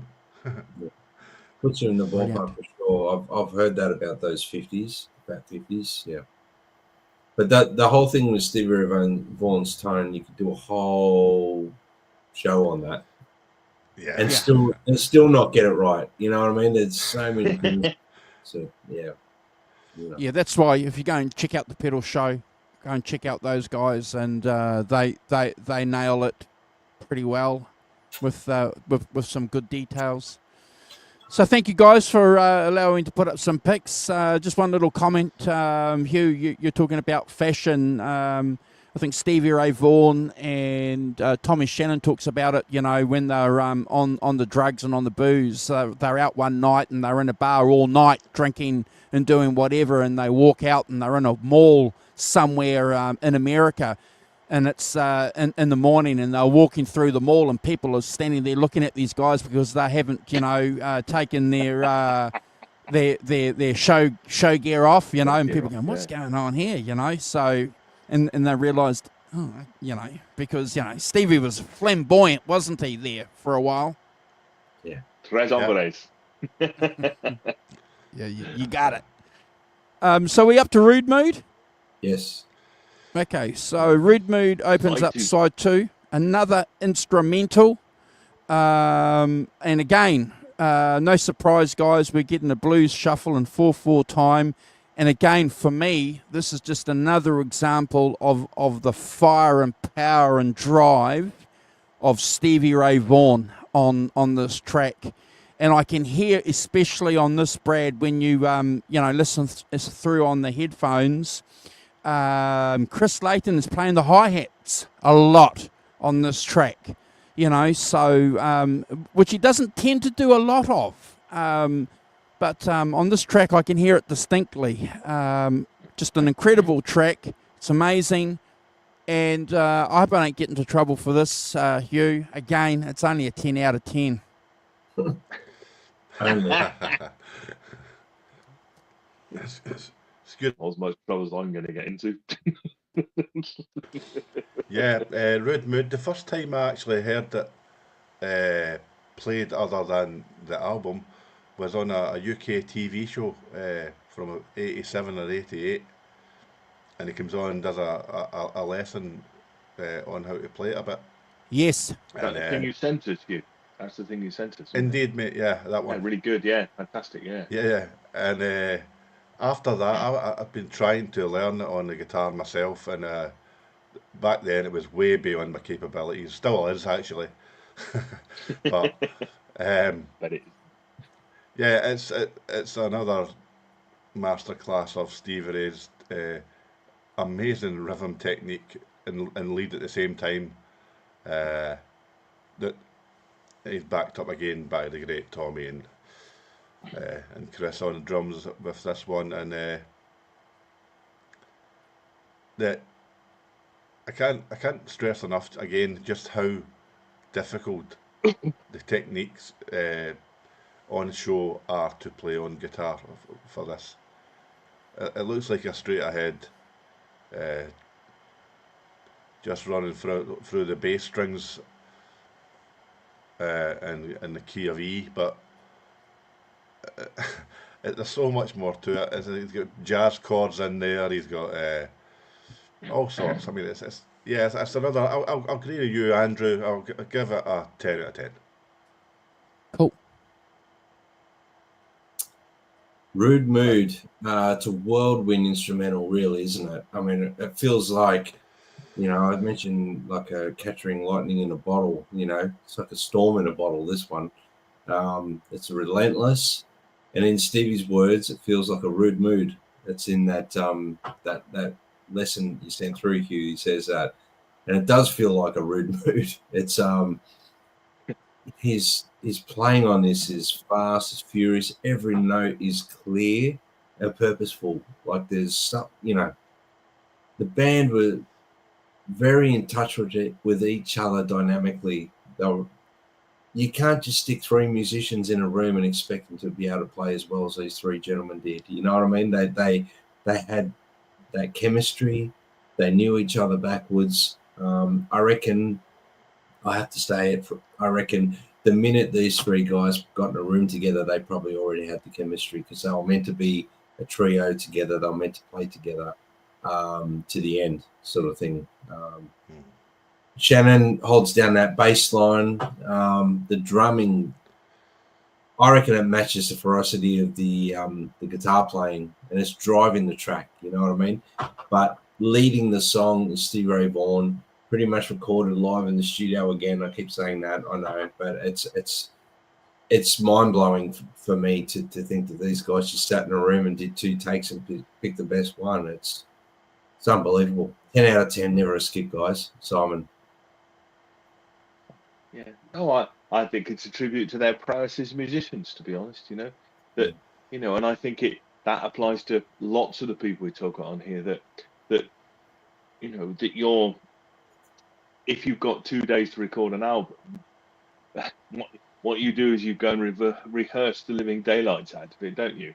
But, if you've got the chemistry, and clearly the band have a chemistry, if you've got that, then you're looking to transfer that onto the, the magnetic tape or vinyl, whatever that you're recording onto. But I think that it's that constraint is a real creative force. And I'd say that a lot on here. I think that without constraints doesn't make a better record by 100 miles. The constraints that that lots of bands have. And this is if you're recording something in 2 days, that's a constraint.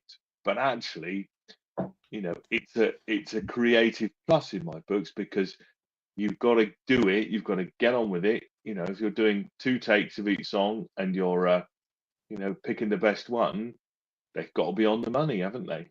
And they've got to be absolutely working, cooking. Otherwise, it's not going to work. But so that's a constraint that you have to put in. But it makes, for me, makes that constraint makes it really good, and it's an interesting thing. Without constraints is not necessarily a better idea. But as you said, it has that kind of military rat-a-tat drums, doesn't it? Driving it along, more of that relaxed with the normal stuff.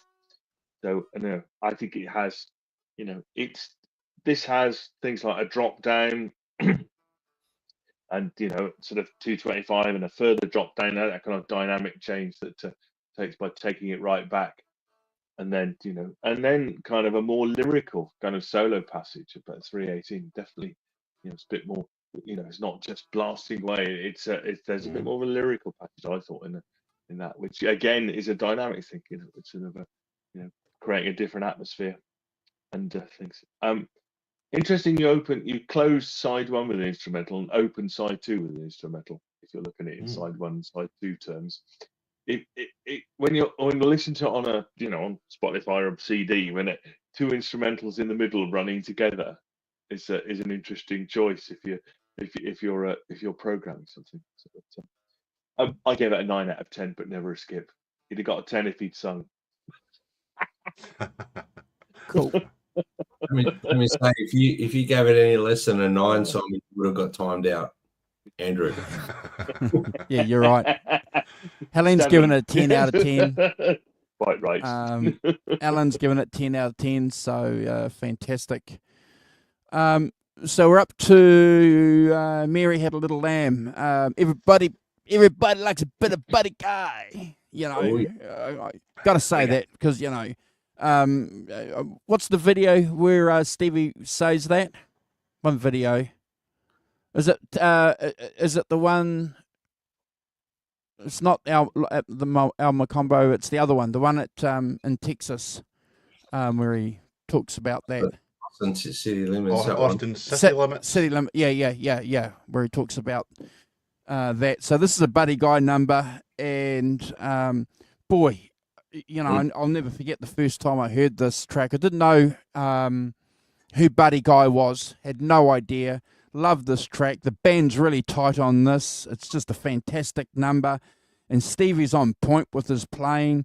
And listen to the vocals that he's providing on this. It's just about a perfect vocal for me on this track. He's just on point with his vocals. It's fantastic. Love the live versions as well. There's a couple of good live versions out there. Again, Stevie's celebrating that musical history, that is a big part of who he is as a musician and as a man. Again, I got to give this a 10 out of 10, Hugh, and it's never a skip.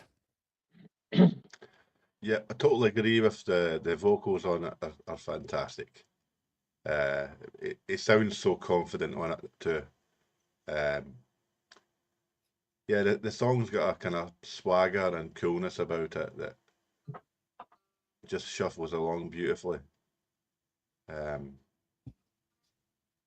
his guitar tone is always biting but smooth. It's one note after the other. It's like he can create kind of alchemy from nowhere with his fingers. I don't know how he does it, but it's just a cool track. Not a 10 out of 10. Totally agree. It's excellent. Brad. Look, Mary Had a Little Lamb. It's a re-imaging, in my opinion, of the Buddy Guy version, with Stevie's signature sort of swagger. I agree with his vocal delivery. I've put here it's cheeky. He's got a bit of swagger there. It's got a very playful vibe. The guitar, it's clean, very clean. The solo seems effortless. The solo is stinging. Love the double stops. May I add, no boost from a tube screamer or anything in this song. It's all clean, all literally guitar and amp. That to me alone is a very confident guitar player to be able to just do that. Not relying on anything for that little push to push the front end of the amp or anything. So the bass is very tight, complements the guitar, drumming it's got that swinging upbeat sort of feel. Leighton's put his little signature to it. It's got a lively feel to it, and pretty much again recorded live in the studio. You can tell 10 out of 10, never a skip, Simon. Well done. So yeah, it's mid-tempo blues, isn't it? It has a more relaxed kind of intimate vocal, doesn't it? That is interesting as a difference to the previous tracks. It's pretty much I think there's not much to be said that you all said really. It's great. It's got a great solo and stuff. I give it an 8 out of 10, but it's never a skip. I know. Ooh, look at that. If he'd written some proper lyrics, he would have got a 10. No, cheating by stealing nursery rhymes. That's Yeah. I missed that. I've got. There was some intergalactic static noise going on while you were giving the last part of. We're not joining Simon anymore for giving it such a low ranking. That's it. What did he? What? Don't tell me if can someone type in the chat what score he gave, because I don't want to hear the Rock Professor repeat whatever he said. I think he said 80. 80 is acceptable. 80. Yeah, I do. I'm doing Helene's score. It's 12 out of 10. She gave it 12 out of 10. 8. Oh my Hey, lord! I can only score it as I see it, guys. This is comparatively new to me, so I'm just, I haven't got 40 years of history with it. That's, I'm just saying. Hey, I don't have 40 years of history with it either. Well, because you're not 40. Yeah, all right, okay, all right, Mr. Youngster. Having a bit of fun, folks. Having a bit. If you're watching on replay, yes, we do take offence to his 8. Yes, all right. I'm not going to lie. Banned until January. We're getting close to the season of goodwill to all men, so, and that means telling the truth, doesn't it, Brad? So yes, we are going to take offence. Mate.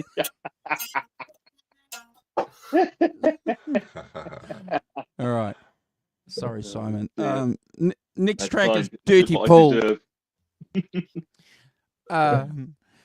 Last week we did Doyle Bramhall, which is getting some good views too, some good traction on the channel, folks. So if you watched that, thank you for that. Doyle Bramhall, the second, was responsible for that album that we spoke about and discussed last week. His dad is responsible for writing this in conjunction with Stevie Ray Vaughan. So another Texas giant involved in contributing to an outstanding top 10 blues album, Brad and Simon and Hugh.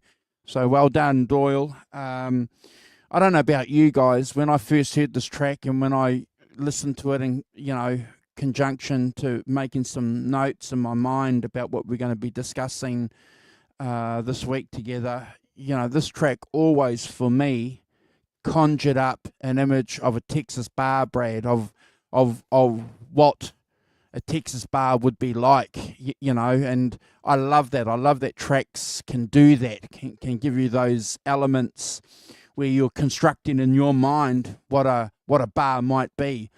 And, for 40 odd years, Simon, this track's always done that for me. And I love that. I love the power that music has of being able to do that.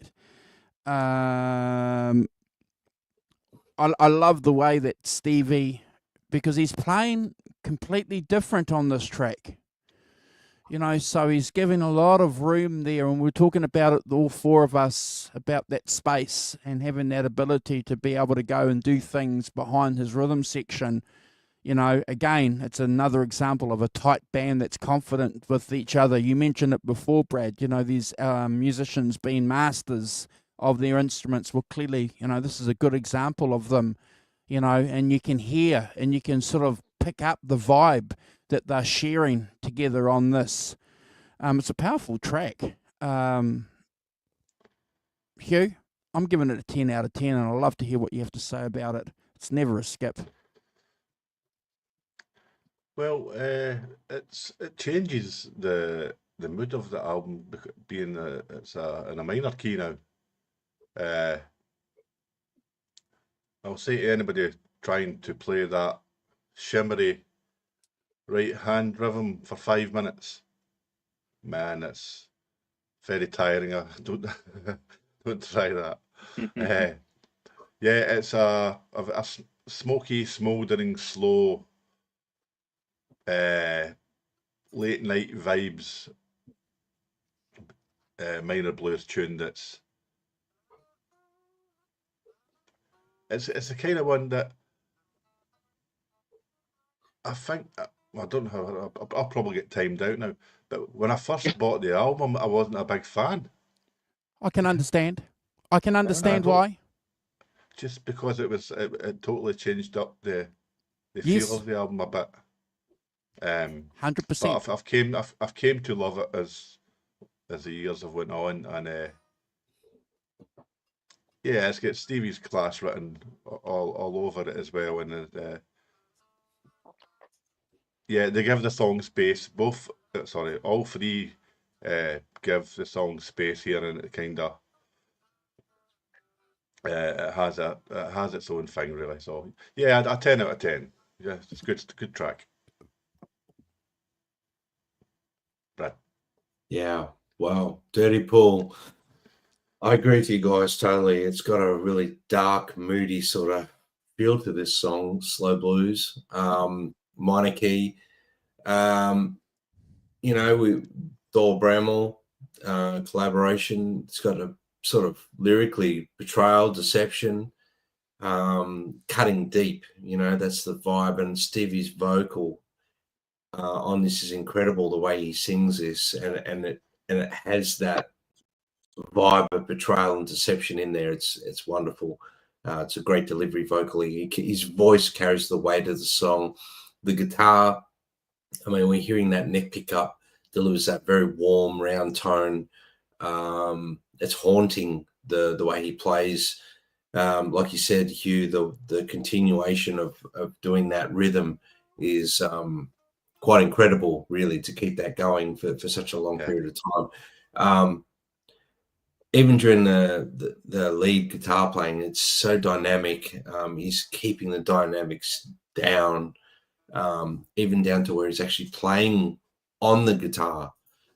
He's playing over the neck a little bit, not necessarily over the pickups, but a little bit in front of the pickups on the neck a little bit to give that warm, very, Hendrixy, like you'd say, not song-wise sounding the same, but the dynamic the same as like Wind Cries Mary over that front part of the neck.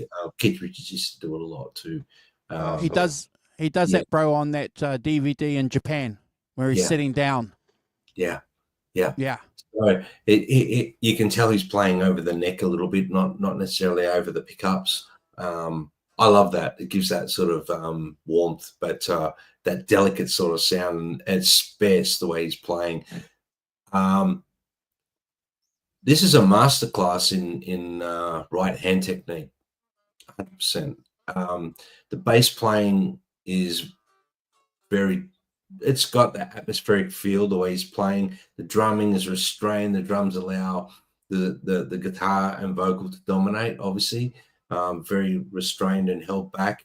Hugh, you mentioned that, this wasn't a favorite of yours when you first started listening to the album, but it grew on you. And I think that's what a good blues song will do. It will grow on you. And this one in particular, I agree with you. I probably wasn't, it might have even been the Skip Guys, Shock Horror, back in my days when I was more into like fiery, rock guitar playing when I first got into this record. But over the years, becoming an older bluesman myself, I connect with this song. I connect with this song, and I do picture, Andrew, the Texas blues, the pub scene or whatever it might have been, like a pool room, or just, it's got that dynamic and feel about it, even though it's got the song's about betrayal and deception. Guys, I've given it 100 out of 10 and never a skip.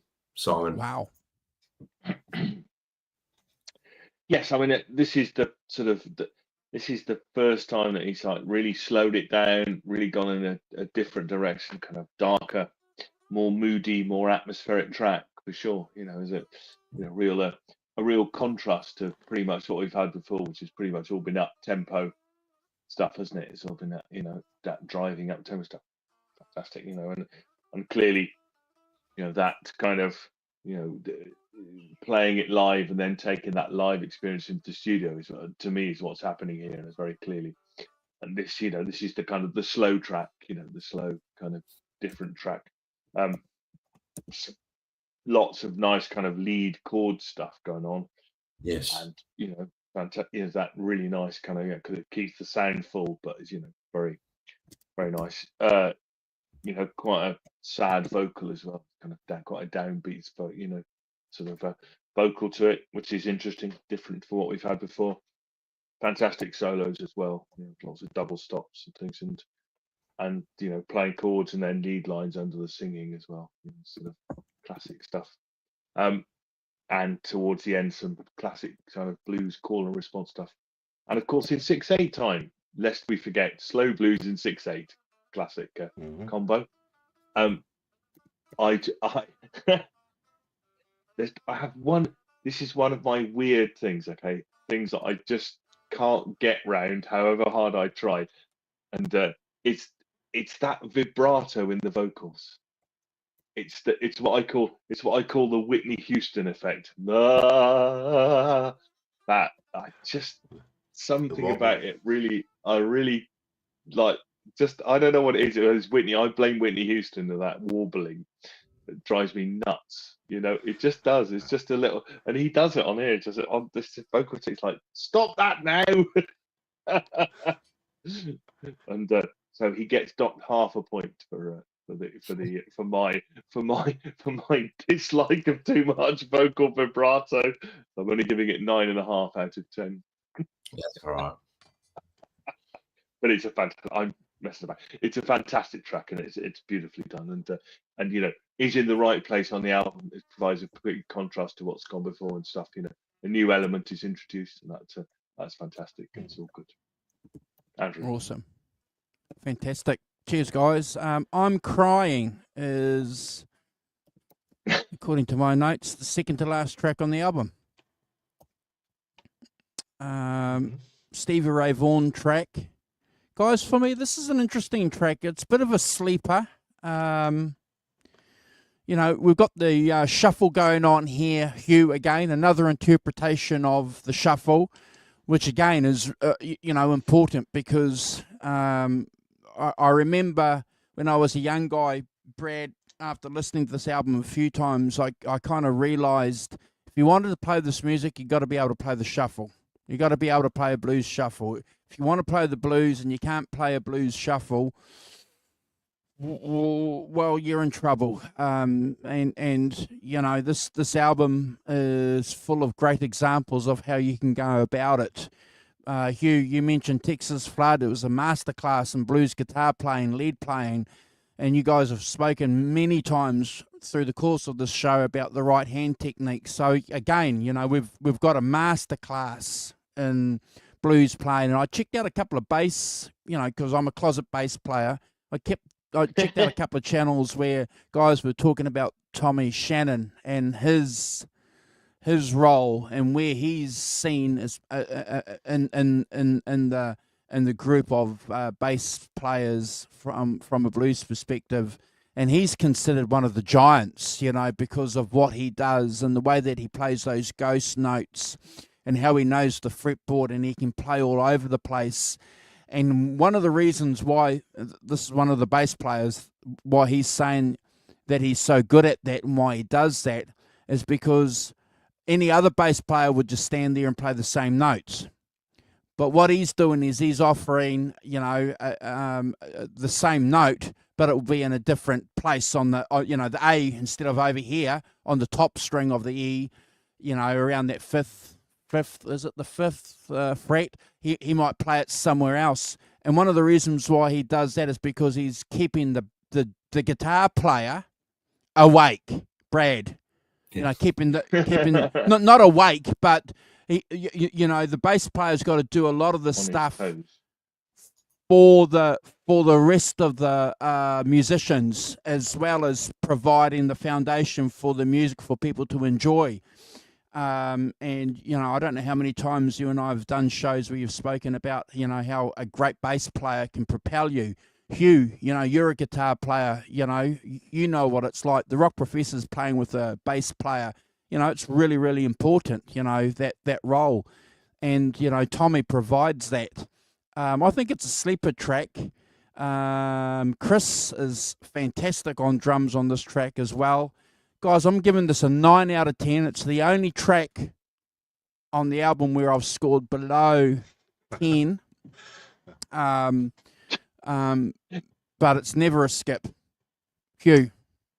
Well, you pretty much said my notes again there, Andrew. I agree with everything you've said, and it's the second to last song on the album, Syndrome. Again, that it seems to.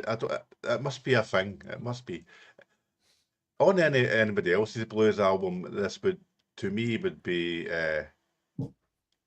100 out of 10. But for Stevie Ray Vaughan and Double Trouble, again, it's just a 9. This one. Good point. Because it's not quite up to the level of the other songs on the album. So yeah, 9 for me. Brad. Okay, for me, I'm crying. It's feels like a bit of a cousin to Pride and Joy. You guys picked that up? Yeah. Tale of Heartbreak. Stevie's voice in this, he's obviously conveying that sort of pain and defiance within his vocal delivery. The solo's fiery. It's got a lot of similarities to Pride and Joy. Tommy Shannon's walking bass line similar. It's got a lot of that similarity there. Leighton's shuffle feels the same. Pretty much recorded at the same time. So I guess probably in one of those 2 days they recorded these two songs very close together. Has the same feel. I still love it. I think it's a wonderful version of the song. I've heard other versions of it as well, but I do love this version. I gave it a 10 out of 10, guys, and never a skip. I like well your done. brain.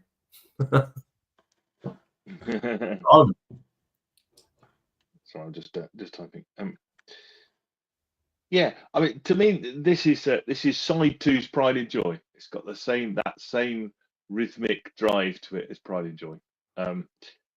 It's kind of upbeat, following on, you know, contrast with the previous number, and you know, it has that very similar guitar style as we talked about in Pride and Joy here, and that right hand that just drives it, and is amazing driving it through.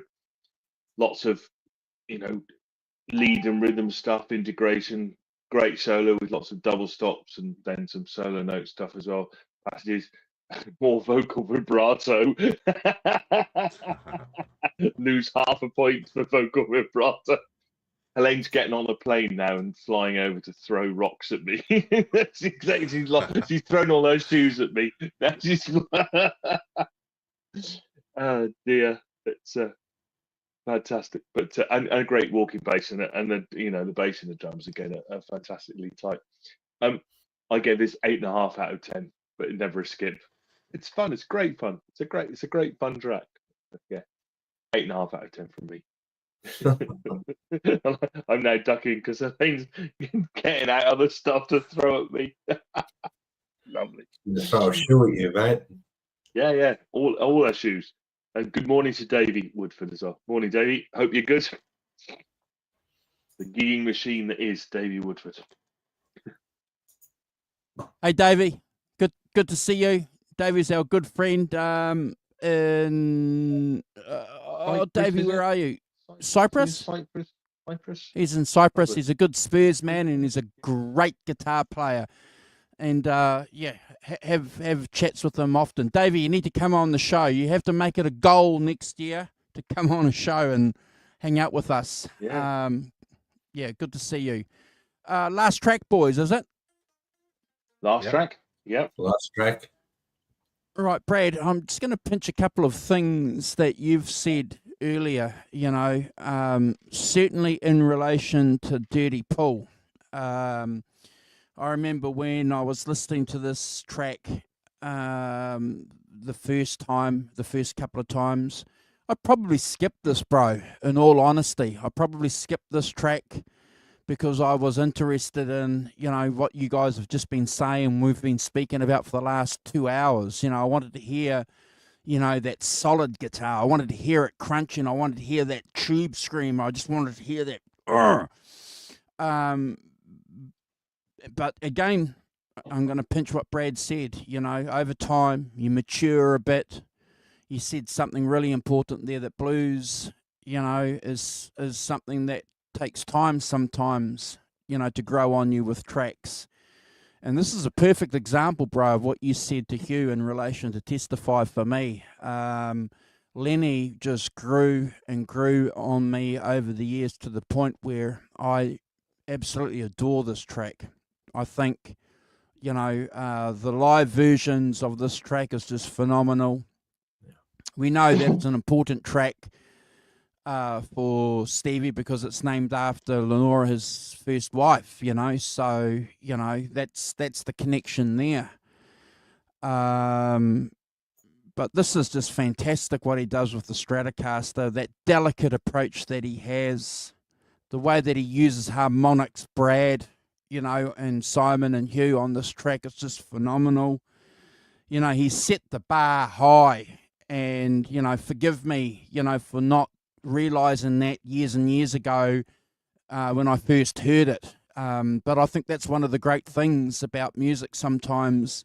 It's sophisticated, and it's, not everything should be enjoyed and taken for granted at face value, that some songs, obviously do. But this is one of those great tracks that just grew on me. And as I experience things myself, and sadness, depression, these are one of the tracks, that you can sort of play along to and bum out for a little while, but think, it's not that bad. Mm. I just adore this track. It's a huge score for me, and anything less than that, no, I can't tell you. I can't tell you guys how to score. Well, you just did.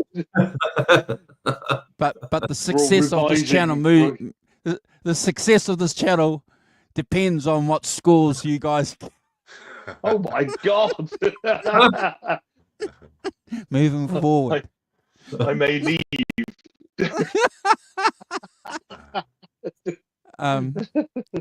Hugh score, Hugh. Yeah, I have an intimate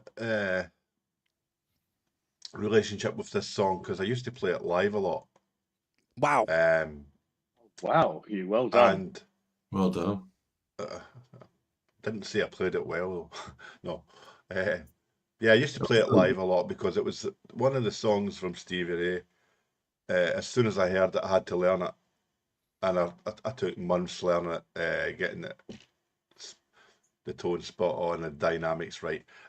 But back to the album, the version on here is just beautiful. It's so beautiful. Again, it's one of there's loads of space in the song. Every single note seems to have meaning to it. He'll hang on notes at times. It makes you want to cry. It's that good. And it's just a beautiful, dynamic laden instrumental. That's the perfect closer to the album. I think it just rounds it off great.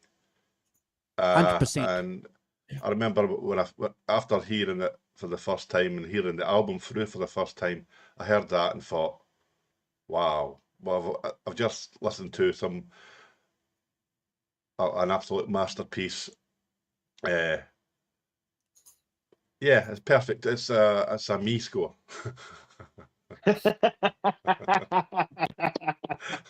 Nice one, Hugh. It's a me score. Right. Yeah. I've never actually said that. Here, I might have to use that one.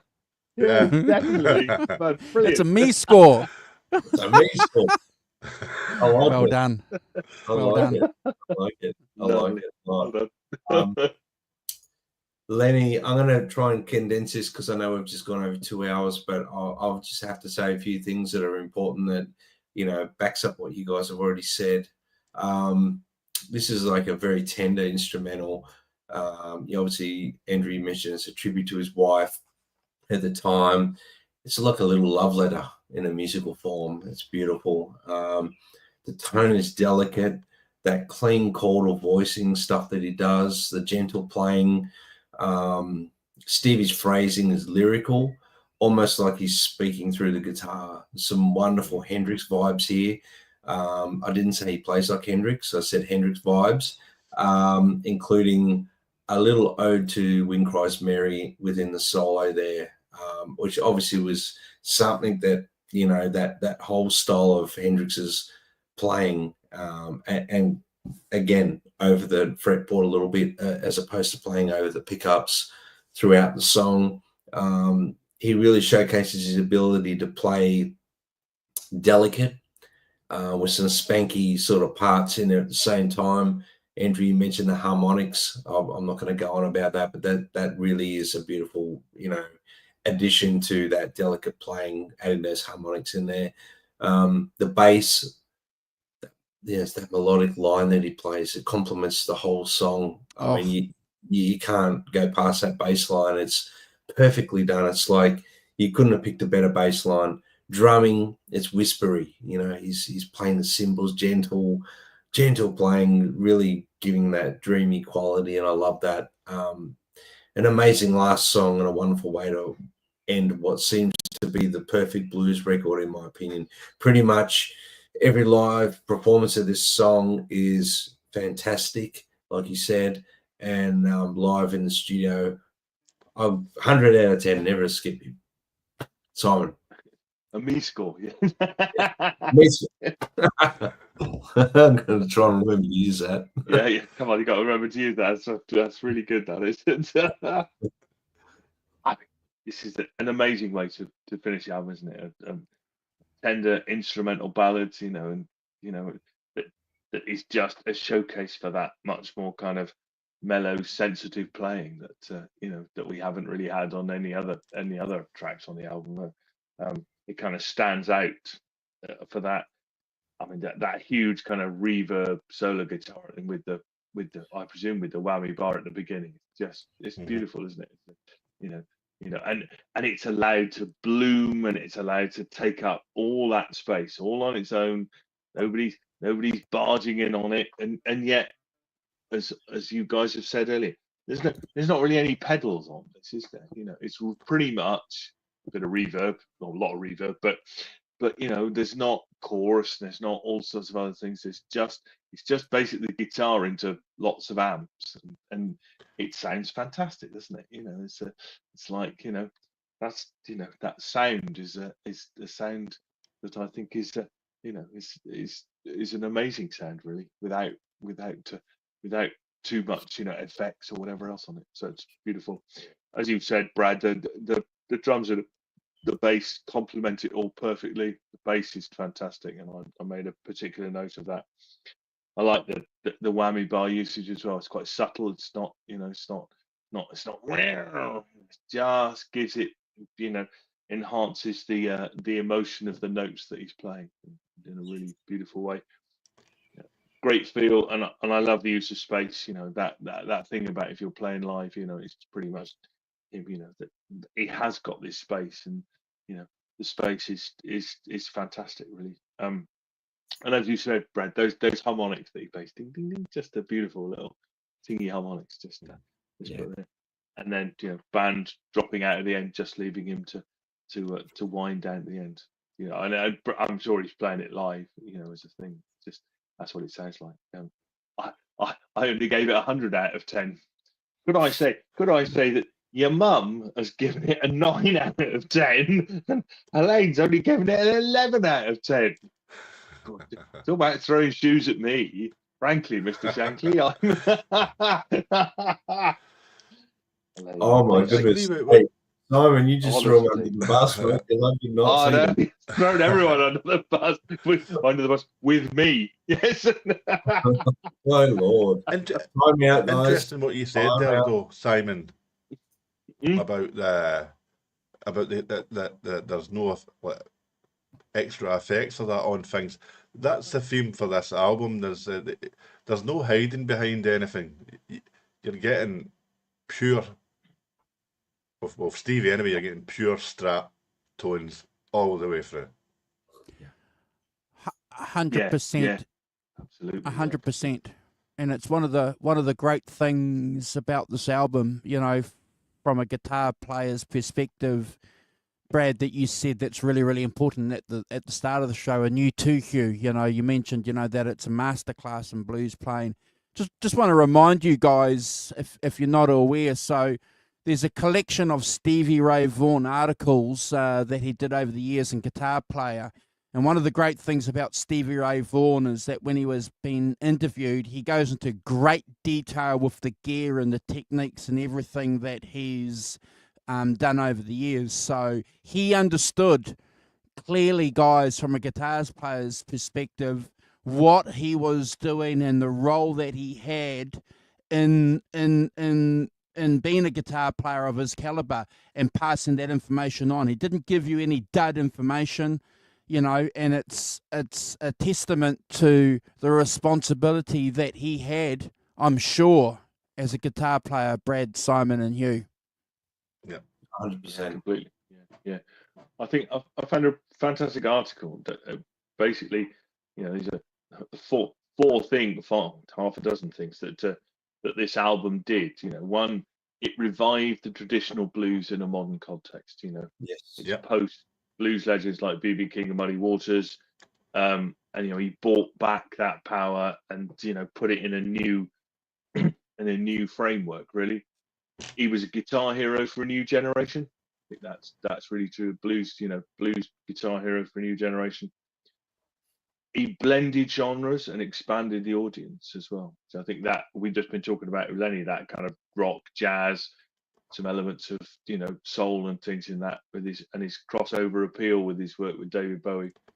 Absolutely, you know, brought that on, and re-establishing the importance of the blues as a foundation for modern music. You know, he sort of brought it back, didn't he? You know, his success highlighted the blues as the root of much modern rock and roll, reminding listeners and musicians alike that the genre had laid the foundation for so many of the styles they love. Yeah, well, it was the beginning. It was the beginning of Yeah. putting the blues back into Oh, yeah. the top 10. It began. That's the It next one. begins. And also the influence on future artists, you know, like Kenny Wayne Yeah. Shepherd, Joe Bonamassa, etc., etc. Name your, you know, Andrew even Walton. people like Gary Moore. Yeah, Gary Moore. You know, Brad Cook, Oh, Hugh Brad Cook Caldwell. still got Oh. Hugh Caldwell. Yeah. Talking of Gary Moore, I remember a quote from him once when asked about Stevie Ray. He said, "Well, you can't play blues any better than that." No. And, you No. know, Eric Clapton was, you know, known to, you know, has been known to say that he was basically, you know, relentless with his playing. Like, you know, he would say, Clapton would say, I'd have to stop and think about what to play next, where Stevie just seemed it was effortless. It was channeling through him. I think it was B.B. King. Forgive me if I'm not correct here. But I think it was B.B. King that said that Stevie Ray Vaughan was the greatest electric blues player of all time. Well, Anyway, says it all. Yeah, well, yeah, you know, exactly. And it's been a privilege and a pleasure, guys, to hang out with you guys for a little bit over 2.5 hours. Well, two and a bit hours. Yeah. So we'll be talking more next year on the channel about Stevie Ray. There's a few more albums that we have to do. The Blues Alive album, which gets ditched got ditched, not by the fans, incidentally. It was the critics who ditched the album. The fans loved it. Yes. you know, so you know, we look forward to talking more about Stevie Ray Vaughan on the channel and doing more with him. We're going to do a show when that Brothers documentary comes out, because apparently from all reviews I've read, that's been incredible. But we can just say rest in peace, Stevie Ray Vaughan, and you know, here we are. How many years? 30 years since he passed. Yeah. Still talking about him. And he would have been 70 this year. Amazing. Wow. It's amazing. And I think I read a comment somewhere there. I'm not sure. Please forgive me. I'm not sure who it was, but a comment way back. Someone said, imagine what he'd be doing now if he was still alive. So, yeah, that's a very valid comment. And so I think about that every time I listen to Stevie Ray, and I thought about that this week. Well, I would have loved to have heard what kind of collaboration him and Clapton would have done. You know, they were talking about doing something. So, you know, yeah, who knows what they would have done.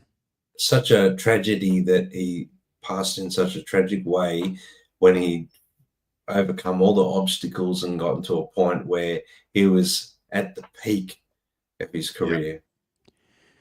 So just quickly before we wind up, guys, what do you think about the argument that Stevie Ray Vaughan's passing was kick up the backside for Clapton to do more with blues? You know, it was a couple of years later where he came out with From the Cradle. When did Stevie pass away? 1990? 90, yeah. Yeah. And 4 years later, Clapton, or 5 years later, he comes out with From the Cradle.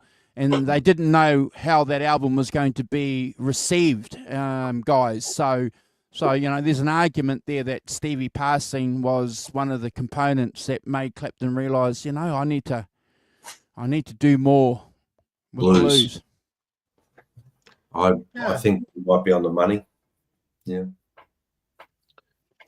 When Eric comes on, we can ask him. Well, he was playing blues on Journeyman in 1989, but yep. Yeah, there was from the 80s. He still had his pop side on his albums too. So I get that totally. Yeah, I think it's a good argument. I think there's a great argument there that, you know, because Journeyman is, you know, a rock and roll album, a rock album for sure. You know, that's, you know, and 24 Nights is a, you know, as much as, you know, we you know, there's blues nights, you know, that the whole concept is rock, you know, and you go and compare that to From the Cradle, which is blues. Yeah. I hear. And in between he does the unplugged, you know, so. There might be some credence to that. Well, I was going to go that. I was going to go that actually, you know, because Unplugged contains quite a lot of blues stuff on it, doesn't it? You know, acoustic blues, but nevertheless blues and things. You know, but didn't Clapton kind of, you know, and I'm sure it was one of the spurs to him reconsidering his position and maybe saying, actually, I'm gonna, you know, what I love the most is the blues, so I'm going to get in. You know, I'm going to do blues stuff. Which he pretty much done ever since, hasn't he? You know, kind of thing. Cool. So I think absolutely it was, you know, reconsider his position a bit. Clapton's always been like that, though. He ever since he was in the Yardbirds, as soon as he done anything that was not blues, he always moved back to blues. So he's always done that. Yeah. Good point. True, yeah. Thank you guys for hanging out with us. We're going to end the show. The Rock Professor's going to do a shout out. We want to do a special shout out to Hugh for joining us. Thank you, brother. And thanks so much. We'll see you in a couple of weeks on our Christmas show. And if you want to come on our Christmas show, message any one of us and we'll send you out a link. But we'll be getting together next week for our top 5 and not top 5. Top 5 versus not top 5. Yes. Top 5 is not top 5. Next week. Okay, fine. Yes. Hugh, thank you for coming on and doing this. Thank you. Fantastic. Yeah, great thank to have you on. My pleasure. Always fun. Yeah. To anybody in the chat? Well, I respect you three guys so much when it comes to doing these album tracks. So it's a great pleasure to even be sitting here chatting with you about it.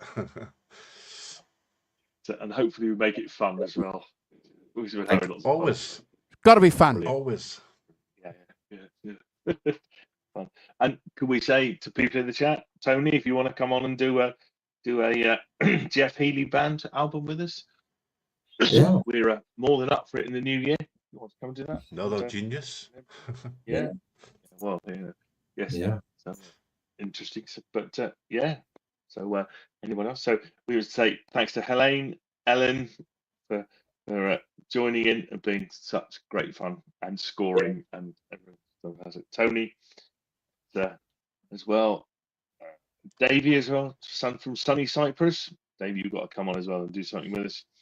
That would be fun. Yeah. Adam Powell as well, our new channel member. Thanks, Adam. I hope you enjoyed the show. It's fantastic to see you. And again, extending it. If you get into it a bit and you want to come on and do an album with us, we're more than delighted to do that as well. Fantastic. Gretch Zeppelin, thank you, Gretch. Johnny Heartbreaker as well. Fantastic to see you, Johnny. Our supporters every week. It's great to see you. And Gretch. And of course the mighty Alan Garber as well. Yes. Alan, and thanks for your super chat at the beginning.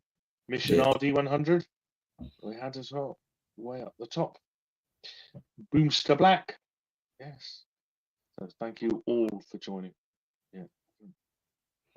Yeah. Thank you, Thanks, guys. everyone. Hope I got everyone. Thank you very much, everyone. And yes, we'll see you next week for the best and the worst of. No politics, Take care, we all. promise. Have a great week. No, what? No That's politics. a dirty word. Dirty word. Yeah. Dirty word. See you, Alan. Don't do that, Mr. Walton. Don't do that. See you, Alan. Bye. Thanks, Alan. Take care. Bye, Bye, folks. all. Take it away, boss.